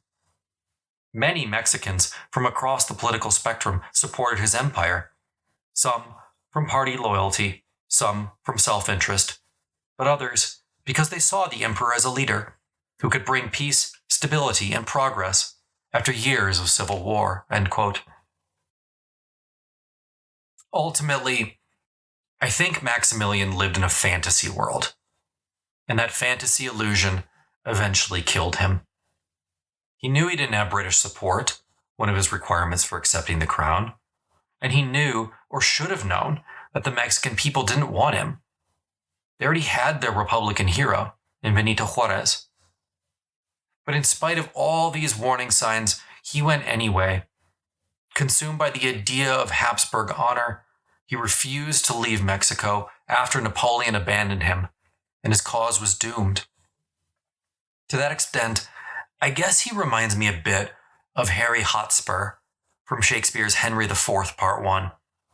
Too consumed by abstract ideas of honor and loyalty to see the reality of his own situation. But we can't place all the blame for this on Maximilian. Napoleon III probably deserves the lion's share. His efforts to get Mexico on the cheap never had a chance of succeeding. The one-sided Treaty of Miramar all but guaranteed that Maximilian would never be able to balance Mexico's budget.